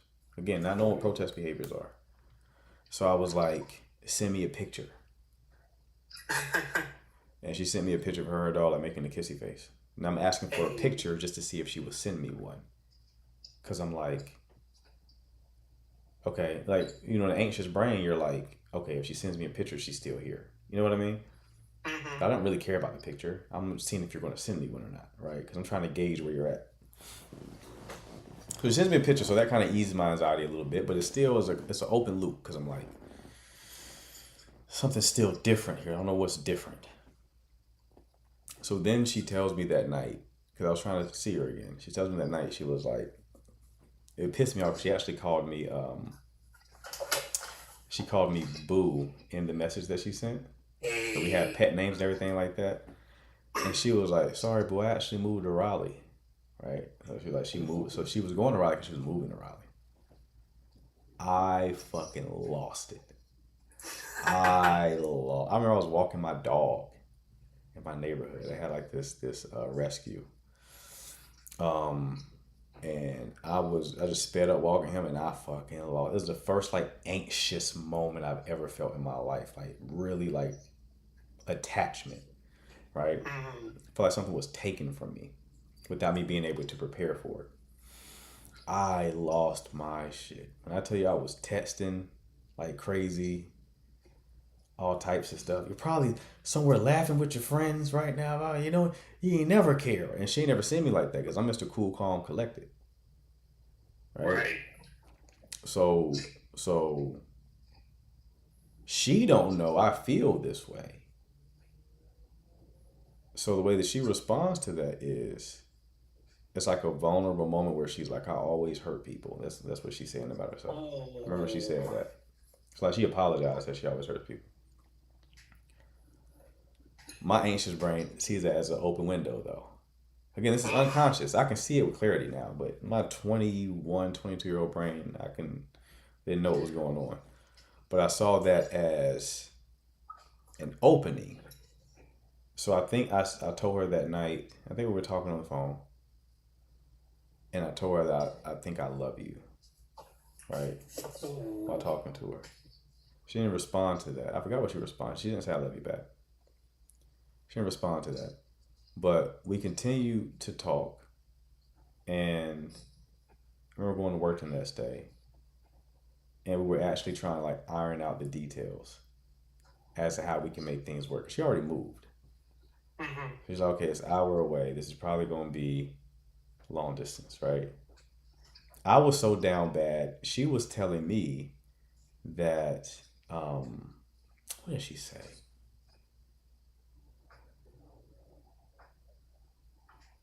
I'm trying to remember how she moved, like where she moved to. I think the first place she moved, shit didn't work out, and she already broke her lease somewhere else.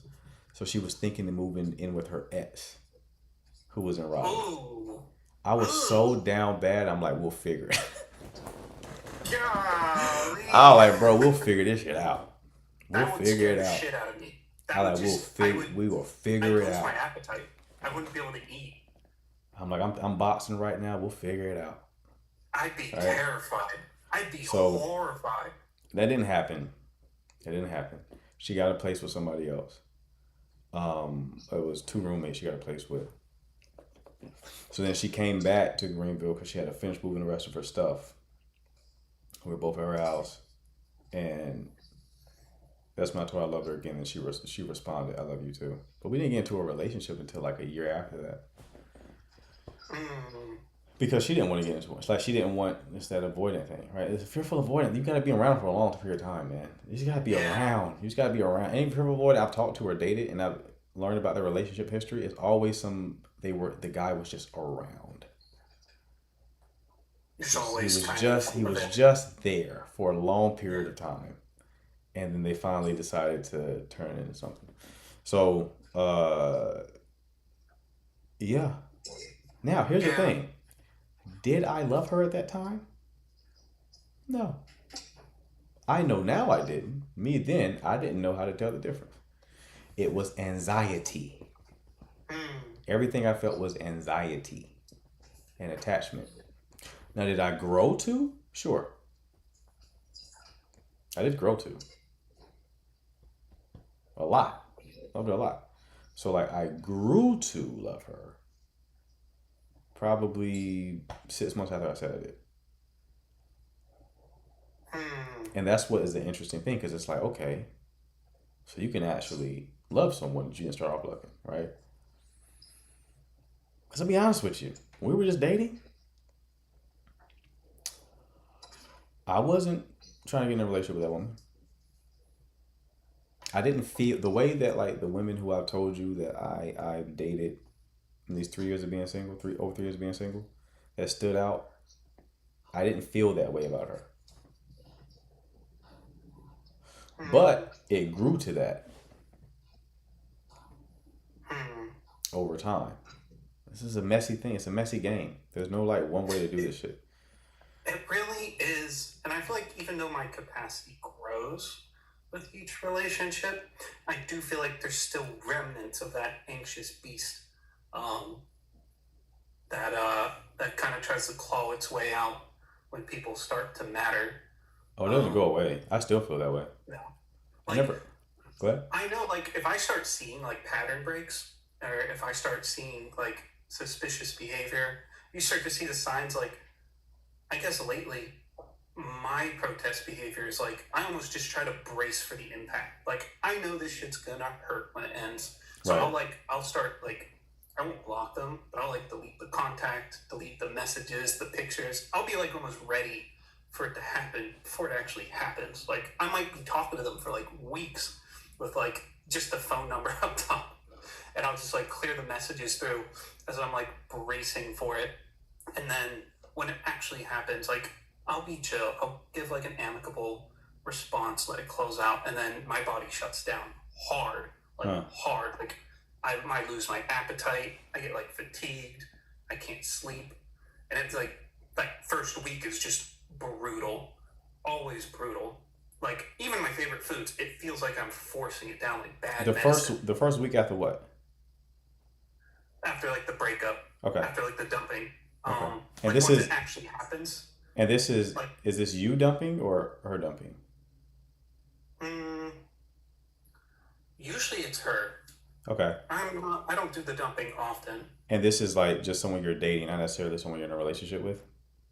Yeah, it could be like, honestly, if it's like less than a month, honestly, even like a few weeks, like I have no response to it. I'm like, okay. If it's like 2, 3 more months, like I feel like when someone just starts to matter a bit. Now, granted, it's not always that harsh. Sometimes it's just a bit of angst. I'm bummed for a week or two. I feel better afterwards. But for the people that matter to me, specifically, the ones that I really connect with, those are the ones that I have that physical response to. That's interesting. Okay. I've never been that anxious, man. I think I've always had higher capacity as an anxious person. Like, I think a lot of anxiousness for me came or is really tied to ADHD, where I just feel things very strongly. I do feel things very strongly. Like I feel if I care about you, I care about you a lot. Like a lot. Like it hurts just how much I care.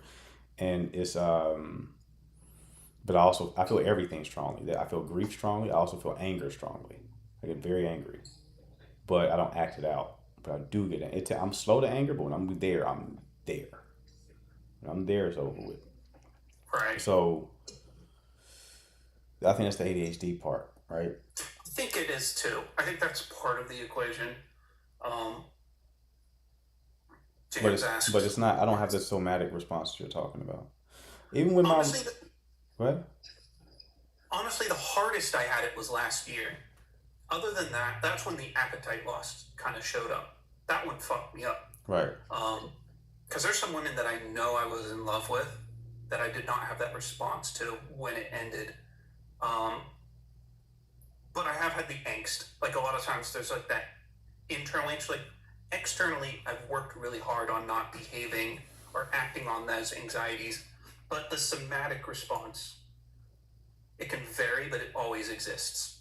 Right. It's always kind of there. Gotcha. Even like the deleting the contact thing, like that's kind of like a internal response because like nobody knows, right? Like, right. You don't know if I'm like have your contact saved or whatever, if I'm deleting the text because I'm still engaging and present. But I guess once I see things go downhill, that's how I respond. Almost like I'm trying to negotiate with myself, like this is how it is, charge it to the game. You know, you'll be fine until it happens, and you're like, oh, you're not fine, you're not okay. Right.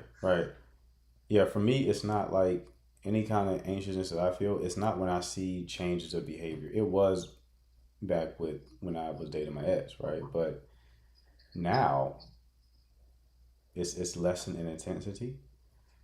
I do find that sometimes I can get anxious if I'm dating someone and then they get anxious. And then it's like their anxiousness will transfer to me.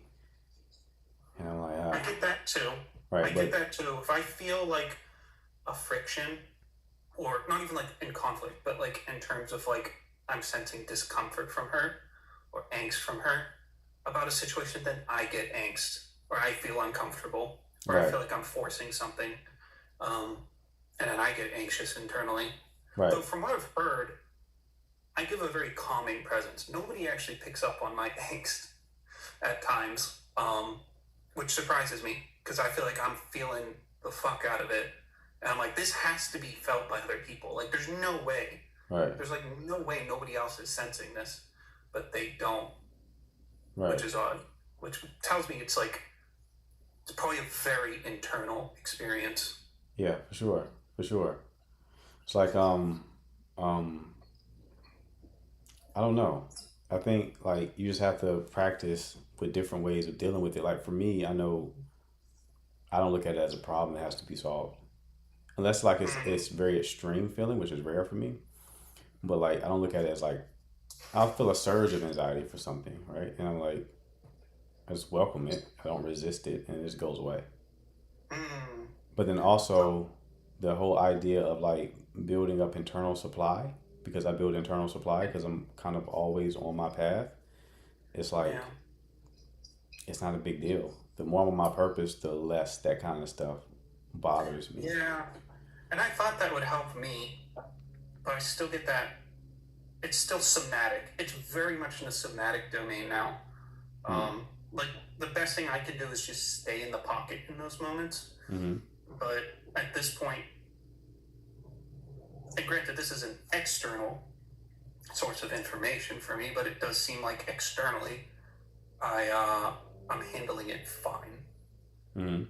I just don't know what to do with the internal feeling. Like sometimes I'll take like stress gummies and stuff if I feel like I'm going to be anxious, but I don't do that. You know, my default has been just handing things to God for everything.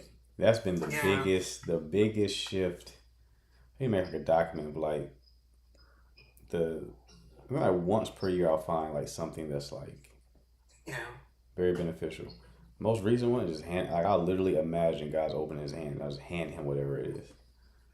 So it's when I do feel those moments and I pray, I'll usually tell God, I'm like, I don't know what comes next, but I just want you to know that I'm grateful to have this person in my life for this experience. I know that you'll give me what I need going forward. You sound like a movie. I usually try to give an acknowledgement or gratitude in those moments instead of like, I don't try to negotiate it. I just try to thank him, like, thank you. Right. I understand if this isn't permanent. I'm You still sound like grateful to have a had it. movie character. I just want you to know, hey, Papa, Yeah. I just Yeah. want you to know, and I'm thankful for this avoidantly attached woman. No, me, I literally imagine like I don't even have the conversation, right? I'll imagine his hands open. I'll just place it, whatever it is. It could be anything. It could be a concern. It could be a worry. It's not even about dating and relationships. Anything in life, even the anxiety, and it instantly goes away. It's like magic, man. It instantly goes away because you're putting it somewhere else. As stupid as that sounds, but it's like that's why people ask questions, man. And I hate to be, I'm not trying to be the Bible thumper guy, but people be asking me questions, and I know the best answer to give them is like pointing them to Jesus, right? And it's like, that's actually going to solve the problem. But I know you don't want to hear that, so let me give you the worldly answer, right? Oh, how about you hug yourself and all that kind of shit, right? Like, okay, that'll help. But like, the easiest way that I found is getting your vertical alignment in order, right? That's And probably what I need. just Work on vertical alignment. it's your vertical alignment, man. It's if you know it's the best regulation in existence is to know that there's something else out there, another presence out there that actually has your best interest at heart. So I'm like, why would you not want to believe that? Even if you find that hard to believe, why would you not desire to believe that? It doesn't make any sense to me. Unless there's just a demonic force within you that's like trying to stop you from doing so. Like, why would you not want to believe? If given the choice, because whatever you choose, faith is a component.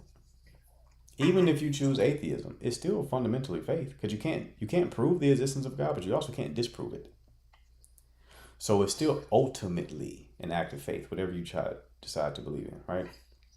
So why would you choose the worst belief? This shit don't make no sense just practically. Like Pascal's wager. You know what Pascal's wager is? Pascal's wager is like, okay, he looked just very practically. He was like, all right, listen, let's just play it out. If I choose to believe God exists and I die and he's real, very good bet. If I choose to believe God exists and he doesn't exist and I die, who cares? Who the fuck cares? So just practically speaking, why would you proactively decide that he doesn't exist? Just from a decision-making standpoint, that's terrible decision-making. Think about that. From a decision-making standpoint, it's just terrible decision-making. Right? So, anyway, that is the best regulation strategy, which is just to hand it to God. Right? And that is really the answer to all of these attachment style problems. Right? Now, yeah, you may need the other tools, like such as if you're a fearful avoidant, you may need to go ahead and get EMDR. I would even suggest avoidantly attached people get EMDR because they still have this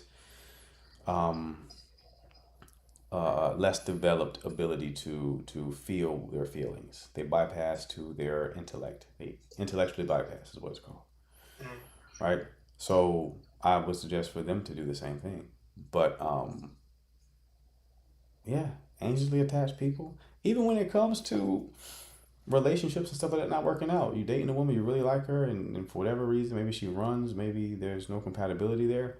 It's like, yeah, I'll be bummed out if a connection like that doesn't work out. But at the same time, it's like, okay, well then I guess this wasn't the connection for me, which means there's another one that is because of faith. Like without faith, your quality of life lessens. I don't care what anybody say. Your quality of life is less. Because it's such a regulating source. It's regulation. Like, if you look at, Paul in prison, he can experience joy in prison because of his belief. Your belief colors your reality, right? Without that, how do you achieve that? How do you achieve that internal state without that type of faith? How can you possibly be in terrible circumstances and still access joy without some sort of faith? I don't think you really can. I've yet to see it, right? So, yeah, man, I don't know. Faith is that's the miracle because it's like it gives you the better worldview. Like I remember I was frustrated with God relatively recently. I don't like saying that like I hear from God, right? But it's like there's moments where I'm like, I'm pretty sure. And I have a tendency. I told y'all like what I've learned this season is like surrender. That's why I've really been leaning into it, surrender. And I had me understanding things. It's almost like a trauma response. People ask, "How are you so knowledgeable about these things?" Because I cling to knowledge for safety. So it's like if I can understand it, I can't be surprised. Yeah. If I can understand it, I'm safe. So I learn a lot and I learn constantly. I learn more than anyone else I know. I don't stop learning. I learn all day long, right? I think all day long. Doesn't turn off, even when I'm sleeping. So that keeps me safe, right? But it doesn't really keep you safe. God keeps you safe, right? So I've had to learn to surrender, but I remember getting frustrated because it's like I tend to get mad when I don't understand something. Because it's almost like my body interprets it as a loss of safety. Like if you don't understand this, you won't be safe. So it's like, that's beautiful here on this live and I'm talking to people and I reach coherence relatively quickly.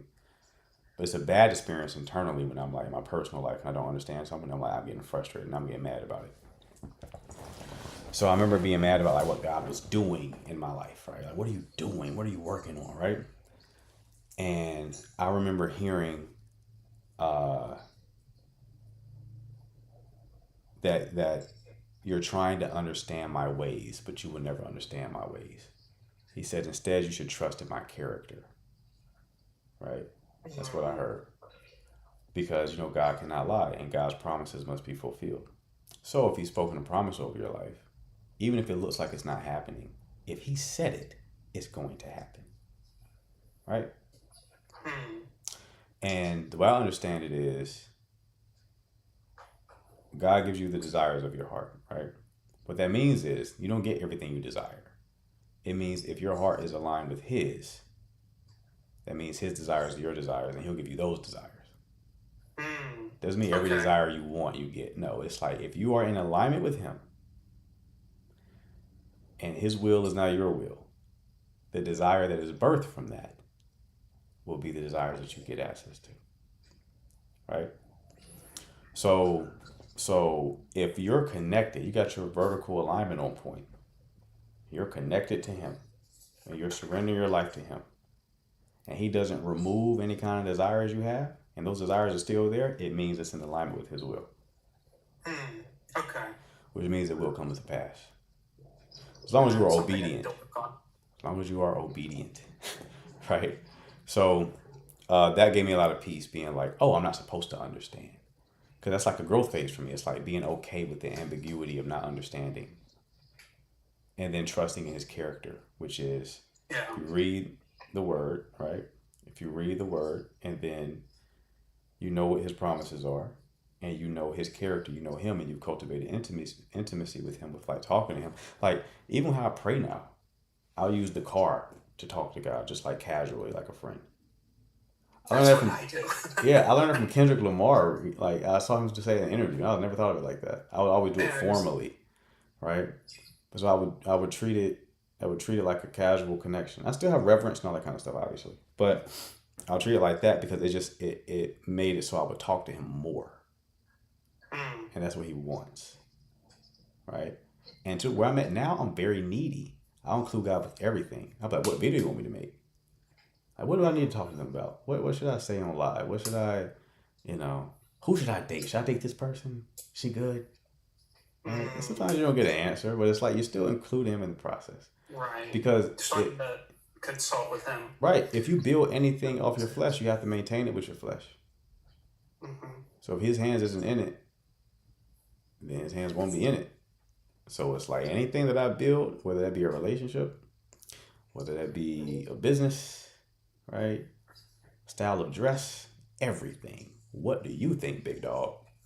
I'm including you in this process. I don't want nothing your hands ain't on. I need your hands on it. Right?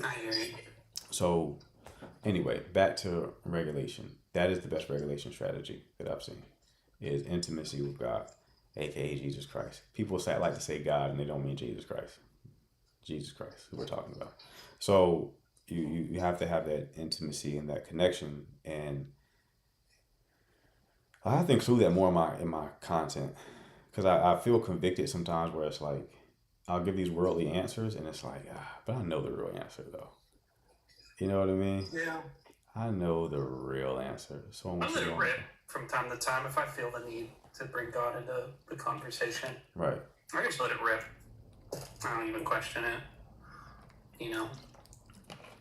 Yeah, I mean, it's a big thing. Like, I'm definitely gonna make a YouTube video about it. Like the whole concept of I mean, that's how you make your business, your ministry as well, right? You have to point people back to that. Yeah. But I already said that I think the first video I'm gonna make about it is like the whole idea of differentiation, right? Which is what stage 4 is in the 4-stage model. Anyway, like I said, guys, if y'all want coaching, this icon right here, hit that at the bottom of the screen, shoot me a message, I'll be in touch. But the different stage 4, you're differentiated. Perfect example of love differentiated is the way that God loves us, how he is connected to us, then also has his boundaries simultaneously. Right. So he's not going to break his rules that he set in place in order to appease anything. So he doesn't become enmeshed. Mm-hmm. So he loves you unconditionally, but he doesn't become enmeshed. And it's like that balance, that differentiation balance, like in my last couple of dating experiences, I felt myself doing it in real time. And that's what I was talking to you last time about, like the tension. Yeah. Being differentiated is not a default set. It's not a default setting. It is a tension that must be managed at all times. Where it's like you're just counterbalancing. It's like, okay, am I leaning in too much and becoming enmeshed? Or am I leaning out too far and becoming distant? And then in real time, you're checking that. And you're catching yourself and then calibrating in real time. You're still present, but you're catching yourself. And you're not looping. You just catch yourself and then bring yourself back. I felt myself doing it. And I was like, oh, I'm nice with this shit now. I was like, I couldn't do that before. The flow state was found. I would have got lost in the loop. You ever like got into an anxious thought and then that's over. It's done now. The anxiousness done grabs you. You're going to be looping on that for a while. Yeah. I don't get lost in the loop no more. I get pulled in that way. I'll notice it and then I'll just course correct. And it's not even a thought. It's just a natural just reorientation. And you stay in the pocket. And I was like, oh, the work is working. Yeah. I think you're right about learning how to just give it to God, because I can pull my behavior back. I just need to deal with that internal fight. But maybe it's not my fight that I had. Maybe it's the Lord's. And I need to be more aligned with him. I include him in everything, man. And he will answer the questions that you ask him. Either directly or he'll send you someone. Bro, I was in the bookstore the other day in the undisclosed location that I visited last weekend. Hey. And I was like, God, what book do you want me to read? What book do you want me to read? I was walking around looking at books and I found a really good book full of sermons. And that's where I got the idea of like the tension. That's what I got like, because the book was called Living Within the Tension. And that's when I had like the aha moment, like, oh, it's the tension. You're not ever going to arrive at this space. It's a constant balancing act. So it's like, that's the best business coach. That's the best business strategist, is just partner with your Heavenly Father. He knows everything. So right. I'm like, and he wants to be included. But he'll give you the free will to do things your way. So I could have went to the bookstore and just picked out a book that I wanted to read. I was like, no, I want to talk to you more so that I can discern your voice more easily.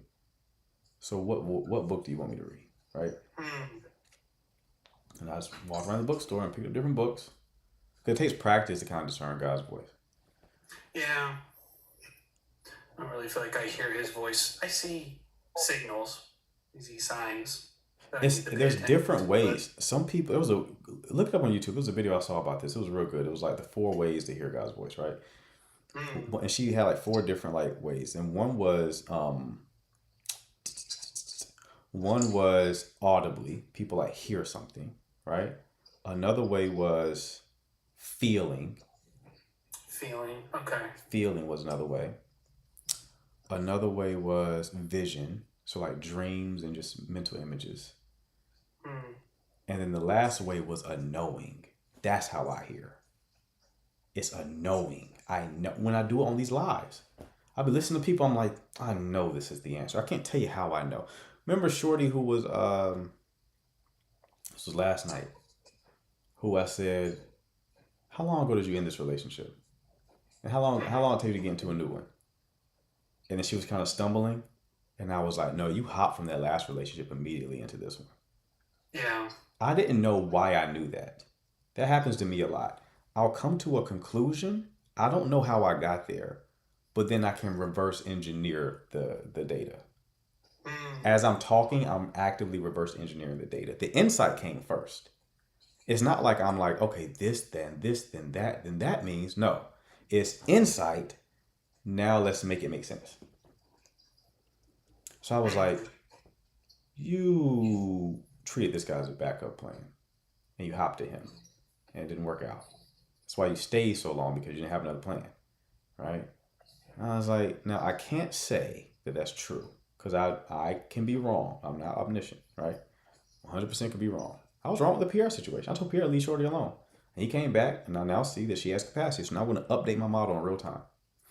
Right. I don't mind being wrong. That'll make you a good coach, too. Don't ever think you're too big for the program. Like, everyone could be wrong, right? Care how much you know. I update my models every day. I'm not romantic about this shit. So I said, no, I think that's what's going on. And then when I really thought about it, when I looked at the evidence, I had a mentor tell me that too. He was like, he makes decisions off intuition, but he makes sure the data backs it up first. I got you. So it just felt right. It felt like the truth. Again, it still could be wrong, but that felt like the truth, and her response kind of confirmed it when she was like, I didn't get with him for money or anything like that. Who said money? We didn't say anything about him. You said? Did anyone in here accuse her of being a gold digger? I certainly didn't. So what made you defend that, love? What made you make that point? Trying to get ahead of an accusation that you know is true. So, with me, it's annoying. It's a knowing. Like, I knew that book was the book. I'll know certain things. And it's not, I don't hear words or anything. Sometimes I do. Like, you can have a mixture of like these different ways of hearing, right? I don't get visions. I've never gotten visions. Never been a vision person. I think in words. I think in pictures too, but like I mainly think in words. I don't have pictures. I think I get hunches about things. I think I have feelings about stuff. Really? I just need to learn to trust it. I think I question myself a lot. Make sure I have things right or accurate, but I think I need to learn to trust my intuition on things. I'm getting better at that during my calls. Right. Is asking enough questions to verify my intuition on what's going on. But the way it manifests for me is a feeling first. So I'll ask questions and I get a feeling. And I know that feeling is I got it. You hear me say that when I'm talking to people, I got it. I'll ask one final question. I don't know what's the final question, but I ask one final question and then my body responds. Like, it's like a click. I'm like, okay, I got it. Then I'll just start talking without thinking, because I know that feeling means that my subconscious now has the answer. I just got to talk now. But I'll keep asking questions until I get that feeling. And I've conditioned myself to not think while the other person's talking. Because I'm like, my subconscious is extracting all of the valuable data right now. I don't need to try to consciously think or consciously try to put the puzzle together. I'm already unconsciously putting the puzzle together. And then when I feel my body respond, I'm like, okay, it clicked into place. Here's what's going on here. And then I'll do the read where everybody like celebrates, like, oh, a read. And it's like, yep, none of it is consciously thought. It's just happening automatically because I've just integrated these patterns to such a deep level. Okay. Now, I'm not saying that's going to be your process. That's my process. You got to find your own. But maybe it's similar, maybe it's not. But the trusting yourself portion is very important. In the call, I had a coaching call today. I was like, I don't know if I'm gonna be able to help Shorty. And then I kept asking questions, and I was like, the click came into place. I said, I got it. I felt that way a number of times on coaching calls where it's like, this might be the one where I have to shrug my shoulders like, I don't know. And it hasn't happened yet. It hasn't happened yet. Normally, I ask enough questions, I get there. And then it's like, yeah. Because again, that faith component. So like, I fundamentally believe that the only people that God will bring my way are people that actually can help. Okay. Remember, believe that which is useful. It doesn't have to be true. It just needs to be useful. And that belief is useful. Okay. I can resonate with that. Right. I know people be confused coming into these lives. They're like, I thought this was for dating. Imagine like a new person. Like, the people who've been here, they already know how I get down. Like, just going off on tangents. But a new person just scrolling their For You page, like, okay, dating and relationships. The fuck does he mean? Hand things over to God. What are you talking about? Just how this life works, ladies and gentlemen. I came here to learn how to date worldly. Why am I getting this? Right. That's why I tell people like this will never be one of those big lives. Like, there's another guy up here. He does a good job. Good enough job. I forgot his name. Another black guy. He's getting bigger now. He doesn't have a following like mine. He'll get there though. He probably has like 5,000 followers, 10,000, something like that. But good looking dude. So he gets to start. They stopped the scroll. Actually, what's funny? One of my clients went to him first, and they were like, "He didn't solve my problem." I was like, "Yes." so then I helped her out, and then I actually like really helped her out. I'm like, I knew I'm nice with this shit. Dang, you can't fuck me with this shit. But he intelligent guy, very intelligent, and but he's taking the more of the Kevin Samuels approach, where like you can tell that he's very stern and he's going for the clip. My shit ain't clippable. I don't have a clippable live. I think I know who you're talking about. Does he almost look like him? Say it again? I think I know who you're talking about. Does he still have like kind of the same beard style as him? I don't think so. Okay. No, I'm thinking of a different person then. Yeah. There's one guy that's like focused on like attachment styles in particular that does coaching on here. I see every now and again. Gotcha. There's a lot of people doing what I'm doing up here. But this is a younger guy. You can tell he's young. He's probably in his 20s. He's a smart guy. He's an intelligent person, and he's articulate, right? Okay. So yeah, he's going into like his live does more numbers than this one does consistently. I think it's like 500 to 800 people watching him per, because he has very clippable moments because he like really digs in the ass. He really digs in the ass. But he gets like the riffraff of people asking him questions though.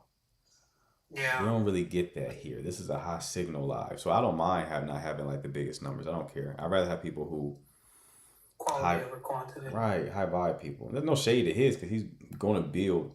I always can. Like if he stays doing what he's doing, he's going to build something. That shit's going to happen. He's going to be out of here for sure. I've already seen clips of his go viral. I'm like, oh yeah, he's going to be out of here. It's only a matter of time. So yeah, best of luck to him. But like I try to. I don't do it for that. I think my heart posture is a little different. Yeah. Trying to really learn myself, right? And then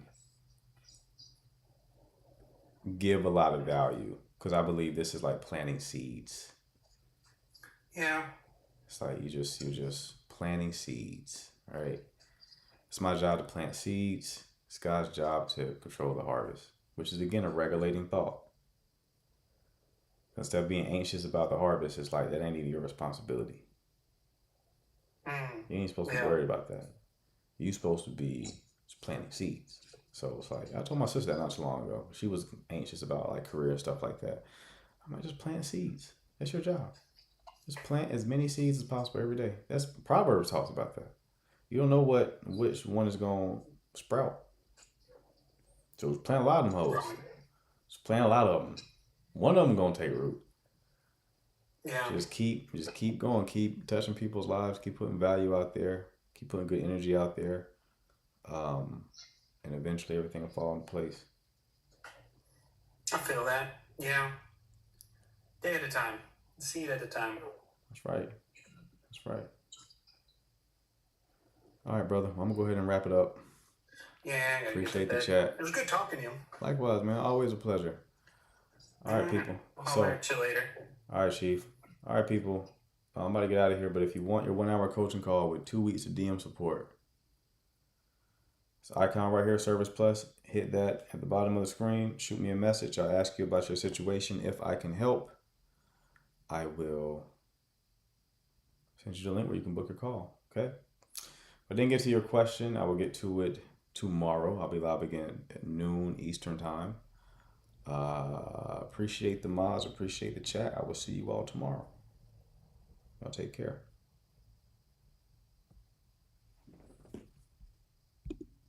All right, YT.